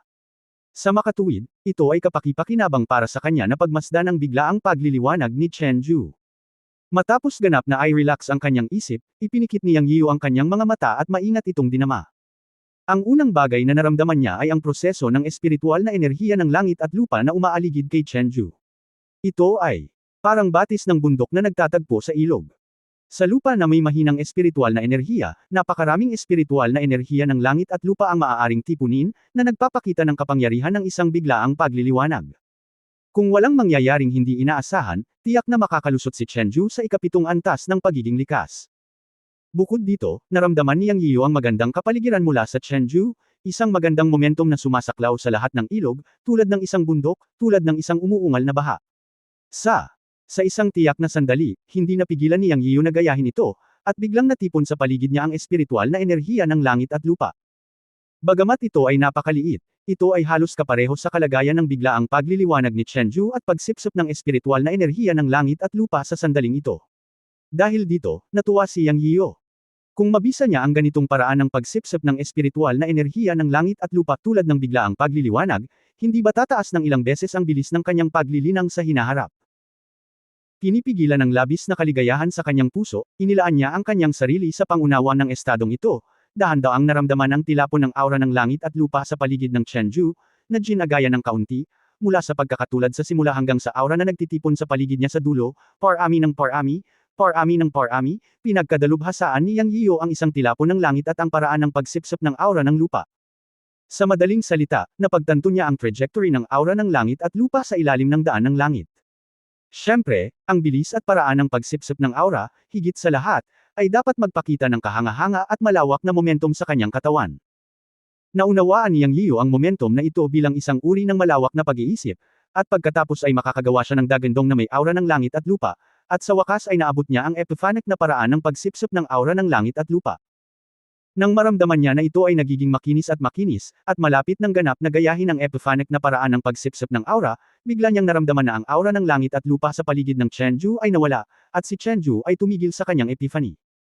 Binuksan din ni Yang Yian ang kanyang mga mata, at sinabing may panghihinayang sa kanyang puso, sayang, medyo malayo pa ako sa ganap na pagkabisado nito. Gayunpaman, ang epiphanic na paraan ng pagsipsip ng espiritual na enerhiya na ngayon ay pinagkadalubhasaan niya ay hindi bababa sa 5 beses na mas mabilis kaysa sa karaniwang pagsasanay sa pagmumuni-muni upang makuha ang espiritual na enerhiya ng langit at lupa. Sa sandaling lumabas ang pamamaraang ito, ang kanyang paglalakbay sa wudang ay magiging isang malaking pakinabang, mas mahalaga kaysa sa anupaman. Halos sabay na idinilat ni Chen Ju at Yang Yian ang kanilang mga mata. Sa sandaling ito, nakita ni Yang Yian na nagniningning ang mga mata ni Chen Ju, at ang momentum ng kanyang buong katawan ay nagbago ng husto. Hindi na ganoon kabilas ang momentum, ngunit napakalma. Kung hindi mo mararamdamang mabuti, parang isang ordinaryong matanda. Sa ilalim lamang ng inspeksyon ng espiritual na kamalayan, alam ni Yang Yian na ang tunay na enerhiya sa katawan ni Chen Ju ay umabot sa isa pang taas, na napakadalisay at maihahambing sa tunay na enerhiya sa kanyang katawan, at mas dalisay. Naglabas ito ng lakas ng tibok ng puso. Ang paglilinang ay umabot sa tunay na likas na ikapitong antas. Medyo hindi mapalagay si Yang Yian, iniisip kung mababaliw ba si Chen Ju pagkatapos mapabuti ang kanyang cultivation. Lihim nilang pinakilos ang kanilang tunay na lakas, handang harapin ang pagsabog ni Chen Ju anumang oras. Ngunit sa susunod na sandali, isang bakas ng kabaitan at pasasalamat ang lumitaw sa mga mata ni Chen Ju. Bahagyang iniyuko niya ang kanyang mga paa at mariing lumuhod sa harap ni Yang Yiu, dahan-daang sinabing, si Disciple Chen Ju ay yumuko upang pasalamatan ang Master para sa kanyang dakilang kabaitan. Ang gabay ng Panginoon ngayon ay nakinabang kay Chen Ju sa habang buhay. Tama si Master. Ang daan ng martial arts ay nangangailangan ng pagkahumaling, ngunit ito ay ang pagkahumaling sa paghahanap ng daan. Kailangang bitawan ang pagkahumaling, ngunit ang makamundong pagnanasa ang dapat na pakawalan. Si Chen Ju ay dating nabulag ng isang dahon at nabigong makita ang bundok. Masyado niyang hinabol ang kapangyarihan upang suportahan ang pagsasanay sa martial arts, ngunit naging hadlang ito sa aking martial arts. Ako ay mapalad na naliwanagan ng Panginoon. Walang paraan si Chen Ju para mabayaran ang amo. Salamat sa pagbibigay liwanag sa daan. Pagkatapos magsalita ni Chen Ju, yumuko siya kay Yang Yiyo ng 3 beses. Nakahinga ng maluwag si Yang Yiyo at palihim na nagsabi, Kuya, isang mapagpanggap na pangungusap lang. Mukhang nakatulong ako sa iyo, hehe. End of this chapter.